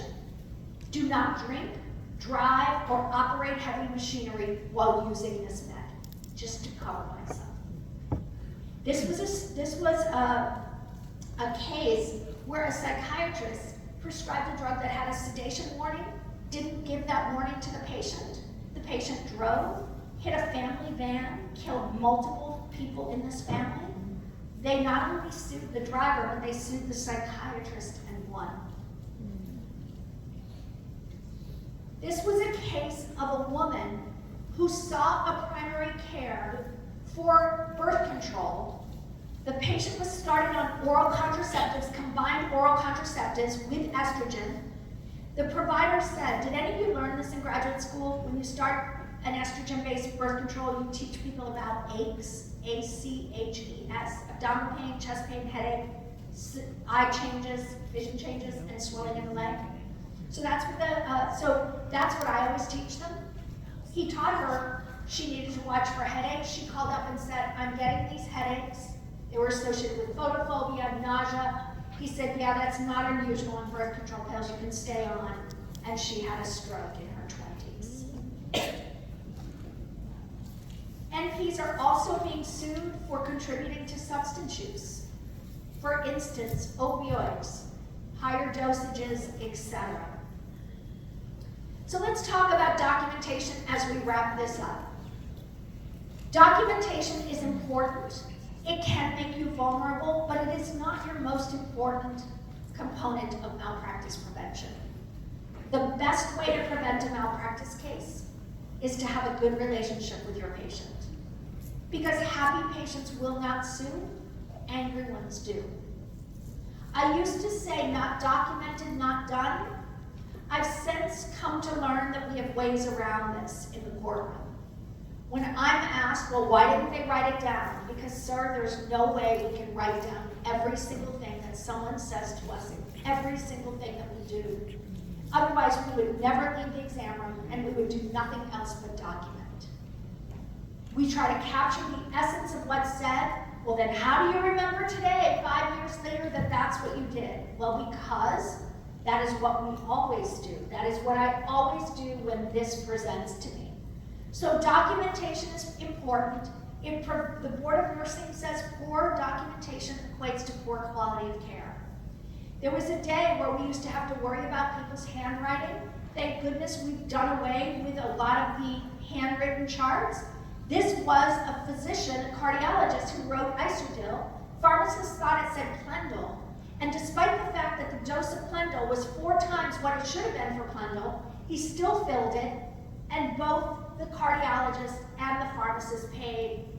The patient died as a result of that drug. I worked on a malpractice case in Indiana where I read the notes written by the NP and I said to the attorney, I have no idea how I'm going to defend this case. And she said, what do you mean? I said, her notes look as if she's in kindergarten. This NP cannot spell. I said, it is embarrassing. I said, what do we do? She said, oh, Wendy, she's going to be tried by a jury of her peers. If she's got a master's degree, can't spell, her peers can't either. And I thought, that's not the point. The point is spell check. There isn't so my son, the NPs that I employ, I love them so much that they can't spell. And the reason they can't spell is they've grown up on spell check, where everything gets changed for them. I used to have my hand slapped if I didn't spell right. Now, again, I'm not saying that I'm perfect. What I say to them is, use spell check. You don't want your notes to look like you're in kindergarten when you write them. Also, when you go to send out a certified letter to a patient because they're not coming in, they have failed to follow up, the court has said for you to also do the following. Send a snail mail letter at the same time. Because the court has ruled that if you send a snail mail letter, regular mail, and it doesn't come back to you, it is assumed to have been received. Whereas a lot of individuals won't even go and pick up their certified mail. They won't sign for it because they think it's a bill collector. Just like no one answers their phone these days. Here's what I say to my son. That phone is strapped around your neck and in your hand and in your pocket 24 hours a day. I see you responding to your girlfriend every minute. Why does it take you 5 days to respond to your mother? It's true. Right? Amen. So, people don't answer their phones, they don't pick up certified letters, but the court has said you send it out snail mail in addition to certified and it doesn't come back to you, the court has determined that it has been served. The big worry here is canceled appointments. So let's say someone cancels an appointment they have with you in 4 weeks from now. Do you know that they canceled? No. Not at all, unless you have a protocol in your office. What we do is when someone is canceled, because this is an area of liability, when someone cancels an appointment and doesn't reschedule, a message gets sent to the provider. Your patient just canceled a follow-up pap smear. Do you want me to reschedule? They didn't reschedule. Absolutely, get them back on. And then we put that message into the box for people to work it and call them and get them back on. There is no magic bullet as to what gets you off the hook. People think it's 3 tries. There's no magic bullet. What gets you off the hook truly is a certified letter, return receipt requested, and snail mail. So make sure there's a protocol in your office to handle these people who cancel and you have no idea that it's gone on. There is a Z code. It is my favorite code in America. It's called treatment refusal by patient. If you are not dropping that into your note, you should be. As I tell people, it's your body. You have every right to do what you want to do with your body, but don't come here with your lawyer and tell me I never told you. Right. And then my favorite are the people who have lots of time on their hands to spend hours on their patient portal. I call it death by portal. People send us 6, 8, 10 portal messages a day. And then my favorites are the ones who want to dissect every word we've written. Yep. Why did you say I refused the colonoscopy? Because you did. I didn't refuse, I deferred. Well, there's no ICD-10 code called deferred. It's called refusal. And I said, sorry, have no ability to change it. It's an ICD-10 code. Talk to the AMA and CMS. They've agreed that this is an okay code. I wish I had time to argue with people about my refusal versus deferment. Be very careful what you write in the chart. Folks, these are truly things I have uncovered over the years as I've audited practices and looked at malpractice cases. This practice looking calls kids are crotchety looking old parents. men a COM, and for women, the same provider refers to them as cows. Can you imagine getting your medical record and seeing cow written in your note? This was a primary care provider in New Hampshire on the problem list, FLK from FLP. Funny looking kid from funny looking parents. This was 2 hands stamped on the outside of a paper chart and treat them with kid gloves. They've sued someone before. This FFC was a malpractice case that I worked on. The physician wrote for his plan, damned if I know. DIIK was what he wrote for his assessment. The plan was FFC, fitted for a coffin. This was a letter written to me by a gynecologist in New Hampshire when I referred him a low-grade SIL pap smear. She's a well-endowed, beautiful young woman. And this was a Florida case. T divided by T equals 2 divided by 3. That's the teeth to tattoo ratio. The provider told me that she knows that the fewer the teeth, the higher the tattoo count. So, That's I bet they're angry with me when I write SOB. They think I'm calling them a name. I'm like, that means short of breath. Right. That's approved. I can't even imagine finding some of this in the chart. So it's as simple as this. If someone is not doing what you are recommending, it's okay to use that Z code. And I will type in, discuss the risks of not having a colonoscopy, a mammogram. Despite the risk in the discussion of cancer or death, patient continues to refuse. We'll continue to discuss at upcoming appointments. And if I'm really worried, I will have them sign in the chart. We all use touchable laptops. I just have them sign. I have them read it and say, listen, if you believe it this strongly that this is not what you need, then I need to document to protect myself. And they'll say to me, I would never sue you. I said, I know that, but you'll be dead. Right. You won't Your be the one family to sue will. me. Right. It will be your family. My favorite interaction with a man was when I said to him, does your wife know that for the last 4 years I have begged you to take hypertensive drugs? He's like, I don't know that I've ever told her. I said, will you tell her? He said, why? I said, because when you're dead, I don't want her thinking I never tried with you. Because I love her. Now maybe she'll be happy that you're gone. That's what I said. Maybe she will. I don't know that, but maybe she will. Could you tell her? He said, you're still funny. I said, so are you. Take the damn hypertensive drug. All right. So why do people file malpractice claims? As we wrap up, we've got 4 minutes left because they want to blame someone. Because it's always someone else's fault. And at the end of the day, some of these cases are really valid. They're really valid. They're scary sometimes when I look at them, and truly it breaks my heart when I have to say, this was so bad.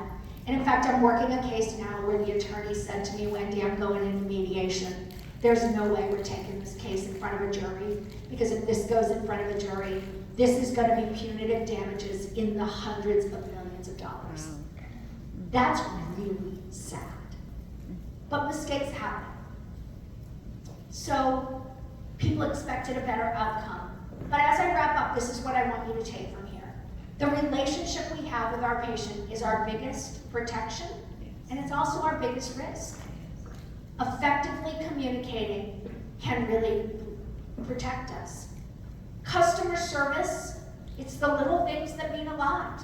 This was a study done with surgeons where they analyzed why did the plaintiff file the case against these surgeons, and the plaintiff it was determined after they looked at how they answered, it was the process of care rather than the bad outcome, and 71% of the depositions revealed that it was problems with communication.